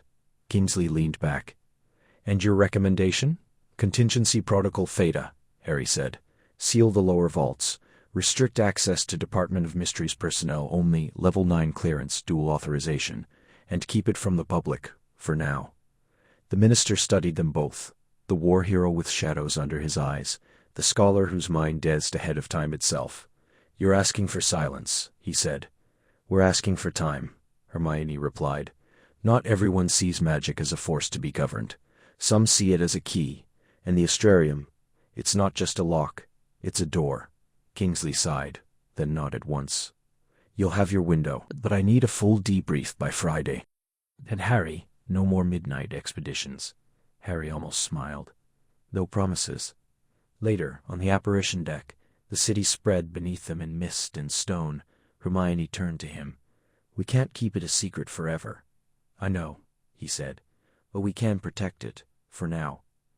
She looked at him then, really looked, and in her eyes he saw not the past, not the future, but something quiet and enduring, like a star that had always been there, just beyond the veil of night. The ink bled slightly at the edge of the parchment, as Hermione pressed too hard, her quill pausing mid-sentence. Outside the open window of her study, the first stars were emerging, pale pinpricks against the deepening violet of twilight. She exhaled, slow and measured, and set the quill down. The report was nearly finished. 23 pages of dense script, diagrams sketched in careful lines of charcoal and silver ink, observations from lunar alignments to the resonance patterns of the ley lines beneath Hogwarts. She had catalogued each fracture in the Astrarium's crystal lattice, each harmonic shift in the celestial conduits, and the precise moment, July 2nd, at 3:17 a.m., when the ancient device had realigned, humming back to life like a heart, remembering its rhythm, and yet the final paragraph refused to come. She leaned back in her chair, fingers brushing the edge of the small obsidian compass that now sat on her desk. A gift from Harry, recovered from the lowest chamber beneath the castle. It didn't point north. It pointed towards ley nones, pulsing faintly when magic stirred in the air. It had guided them through the labyrinth of ruse beneath the lake, through corridors that hadn't existed for 1,000 years, through visions of star-born wizards who sang the world into balance. A soft knock came at the door. "Come in," she said, not turning. The floorboards creaked, familiar in their timing. Harry stepped inside, his Auror's cloak still dusted with the faint shimmer of residual stardust, proof of his last patrol along the northern ley ridge. He didn't speak at first. He never did, not when he found her like this, caught between thought and silence, hovering at the edge of something too large to name. "You're almost done," he said finally, voice low. "Almost," she replied. "But the ending, it doesn't feel like an ending, more like a threshold." He moved to stand beside her, looking down at the parchment. "You've explained how it works, why it failed, how we fixed it. That should be enough. It's not just about mechanics, Harry. It's about intent. The Astrarium wasn't just built to regulate magic. It was built as a promise. That magic would endure. Not through might, but balance. Through harmony, with the stars, with time, with us." He was quiet for a long moment. Then, "And do you believe that?" She turned to him. His eyes, so green, so steady, held hers without flinching. "I didn't. Not at first. I wanted equations. Constants. Proof. But down there, when the constellations lit up inside the chamber, and the voice of the first wardens," he murmured. "When it said, 'You are the continuity,' I felt it. Not in my mind. Here." She touched her chest, as if something ancient recognized us, not because we were powerful, but because we remembered what mattered. Harry reached out, his hand covering hers where it rested on the desk. His touch was warm, grounding. "We didn't do it alone." "No," she whispered, "but we were the ones who listened." Outside, a shooting star streaked across the sky, brief, brilliant, gone. Neither of them spoke. They had seen too many anomalies lately to assume it was just a meteor. It might have been a ley pulse, a whisper from the Astrarium, or perhaps just the stars winking back. Hermione picked up her quill again. This time the words came easily. "So, and so, the Astrarium stands, not as a relic, but as a covenant. It does not control magic, nor should it be controlled. It is a mirror, reflecting our choices, our care, our courage. And if one day it stirs again, as I believe it will, I hope those who come after will find not fear, but wonder. For magic is not a force to be mastered. It is a song. And we, like the stars, are merely learning to sing in tune." "Star." She set the quill down. Harry squeezed her hand. "Beautiful." She smiled, tired but light. "Took me long enough." He leaned down, pressing a kiss to her temple. "Worth the wait." And in the quiet that followed, as the stars burned above and the ley lines hummed beneath the earth, she believed, not just in the Astrarium's promise, but in the quiet constancy of the man beside her, who had always known how to stand in the dark and still see the light.